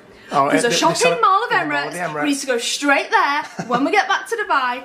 It does. I can kind of see where they come across, but honestly, they aren't at all. They are the most genuine, down to earth, sensitive, especially Isla souls you could possibly ever meet. The van life question, I take it back actually. At this point, I don't know how you can say that she's not arrogant. Talking about Esme, because throughout the course of this video, Sarah, you've actually said her actual personality and every single thing you said about her has been a negative, and it comes across as arrogance, not just about the bloody Coach bag, not just about one or two things that she shows off on her vlog, but it's the way she talks and the way she replies to people and things like that. It's arrogance. Like the one recently where she replied to somebody who dared suggest that YouTube isn't a proper job or something like that. And Esme replied with a really arrogant reply to them saying, oh, well, you don't know how long it takes and how much work goes into these video, and things like that. It's just the whole persona comes across as arrogant. It's not, you can't defend it at this point. I'm sorry, Sarah. Spend the rest of my days on the palm or in the van. On the palm. Dubai every time. 100% get my cuckoos coming, let's go. I'll be fine. Yeah. Oh, but yeah, they're not. But they're also not pushovers either. So. Why every time do I talk about the palm? Do all I hear in my head? I have to get my phone. I already know where it's going to be. Yeah, all I think I hear in my head is. No, I don't hear that. You do. No, it's not even that. It's not even that. You're broke. No, it's not that. No, it's not an Andrew Tate video. It's this. I hear it every time I talk about the palm.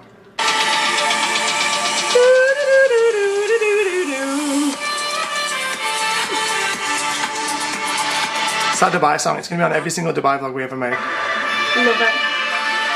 I don't know why. It's very Middle Eastern sound. For me, I've heard some people say, right, in the comments on the video, why are you using that porn star music? And I'm like, dude, it's not porn star music. That's like, for me, this is pure like mystical Middle East music. That's what it sounds like to me. It's like desert. It's like desert vibes, mystical, scary adventures. We don't know what's going to happen, which is how I felt when we were moving out to Dubai. It was all crazy and terrifying. But that's what that reminds me of. And whenever I talk about living on the palm or anything else like that, it makes me feel very excited, and that's the music that I hear in my head. Dubai, not van life. Okay, go ahead. What was the next one? So is this change of priorities living on the palm? Is that what it is? Is that actually what you're going to do? Really? Okay then. I think that's all of them. The only other one is... Wait, there was some more. Get your things back up. There was one more where you want to answer. Okay, one question. I need to start answering these quicker because the memory's about to go. But what was the strangest encounter you've ever had in public? Oh, man. So we've never had like any hate, like we said before, in public. But one time we were in Toby Carvery. We just got back from a trip. There's gonna be. I know there's gonna be some goonies out there going right, whatever. Oh, okay. We have 100%, like literally on our lives, never once had a negative interaction with anybody we've ever bumped into in the 10 years we've been doing YouTube. Aside from that crank weirdo who turned up at that campsite in Scotland. But anyway, we were in Toby Carvery, just got back from a trip, and we sat eating our carvery. And this guy, how old would you say was? About 50-ish? Late 40s, 50s, something like that. About 50-ish, I'd say. He came over to us with his phone, and he went really, really, really bland, blasé, still-faced. My daughter watches this channel, I'm going to take a picture for her, so can you stop chewing your food, please, while I take it? Thanks. It was so good. It was the most bizarre thing ever. It was the mid-Yorkshire pudding in my mouth. Like. Yeah. He said it as fast as I just said it. He took the picture as quick as I said it, and he was gone. In fact, he didn't say thanks. He just went. It was more brooks than that. It was like, hi, my daughter's a big fan of your channel. I'm going to take a picture of you. Please, can you not eat while I'm taking the picture? Took the picture and then walked off. I mean, I was still eating my roast potato, and I was like, we're all like, gravy down my chin. What has just happened? Nice. We're like, what? Wait, did he take the picture? And I was like, oh, great. That was really bizarre. We laughed about that for ages. Yeah, it was funny, man.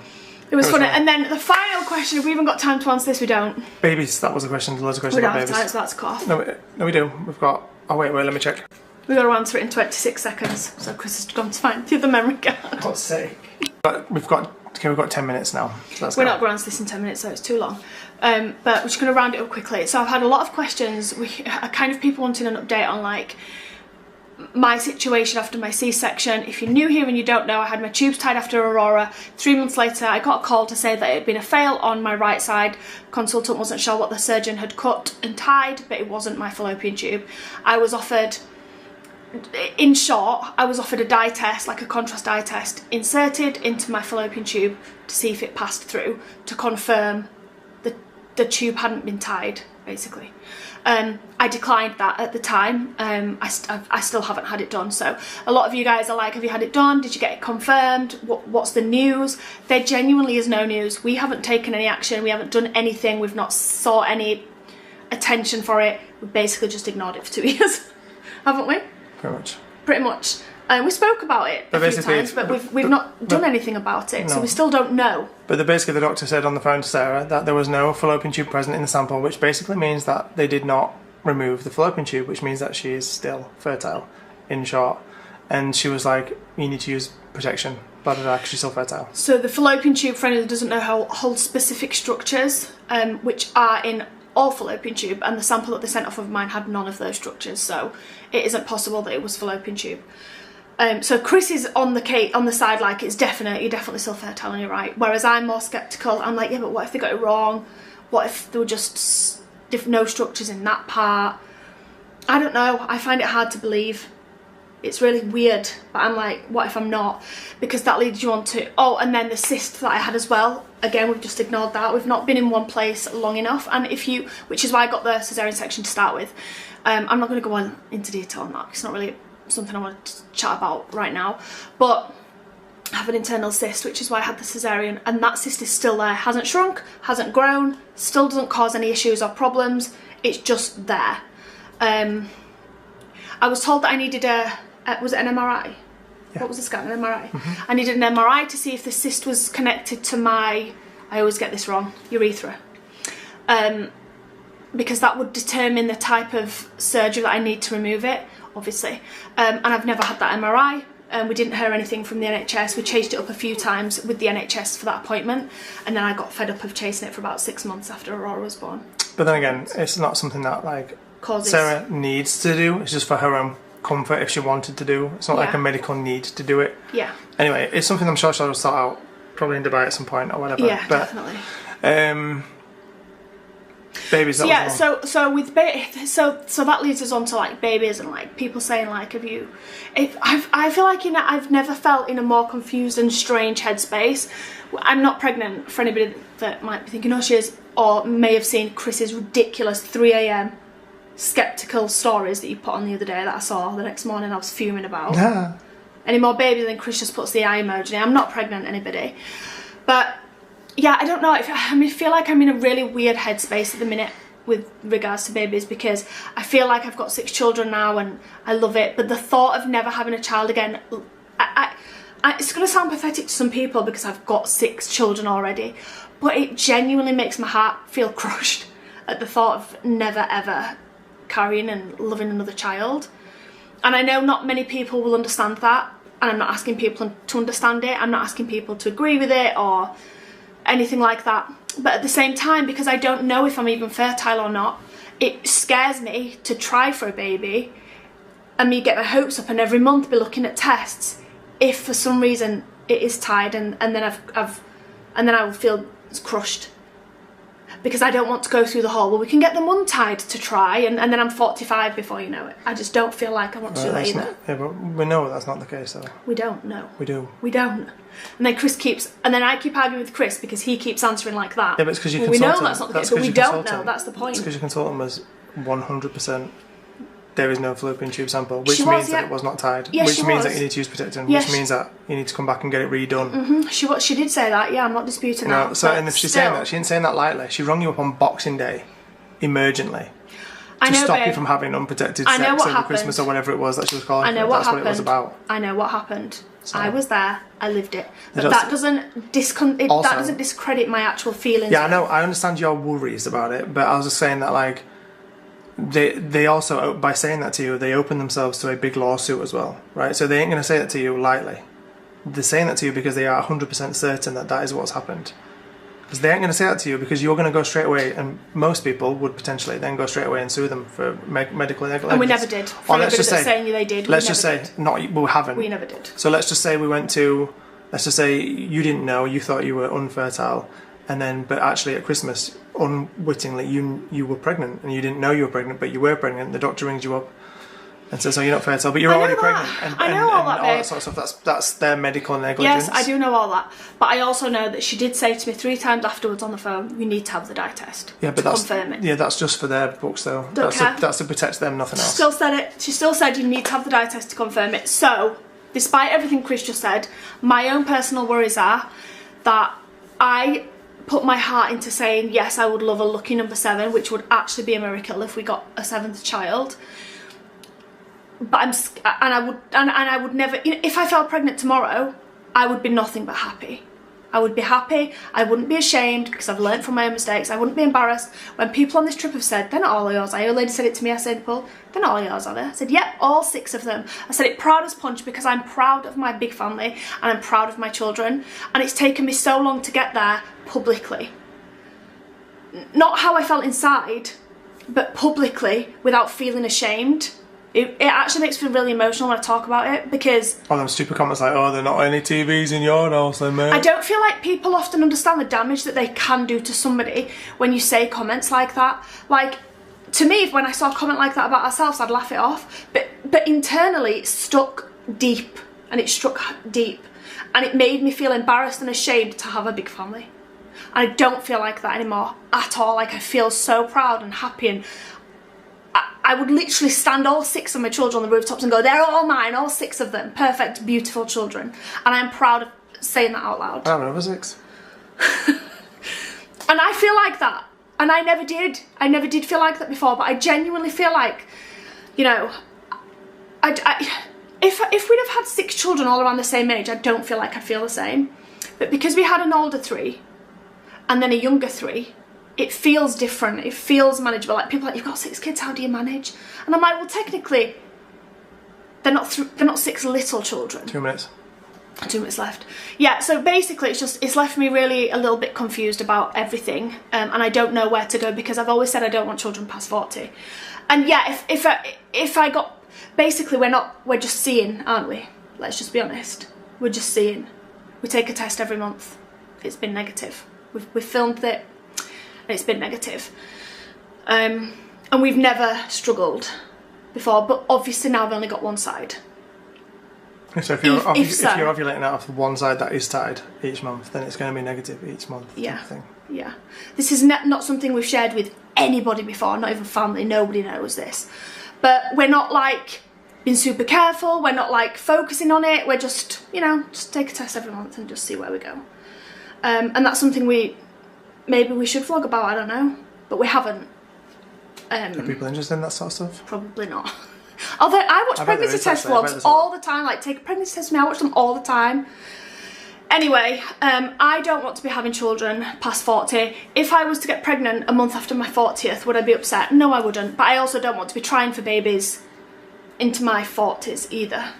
So, I said that wasn't going to be a long answer and it's super long. We need to say goodnight, we've got a minute left. Yeah, I hope I didn't just ramble on there. I hope some of you guys know what I mean. Maybe I should do a longer chat about this on Thursdays. Maybe you are interested in, you know, a little bit more depth about what I've just said, maybe or not. Comment down below and let us know. I generally, just really quickly, I feel like actually there probably is a lot of people that are interested in these type of videos a lot more, because in a daily vlog you get to see what the family is doing, but you don't necessarily get an insight into what they're thinking, what's going on behind whatever they're doing. You generally get to see what they're doing in a day, but you don't really, do you learn as much as you could about the person? Probably not. No. I bet there's a lot of people that really enjoy these videos more than a daily vlog because of the fact that they get to know us better.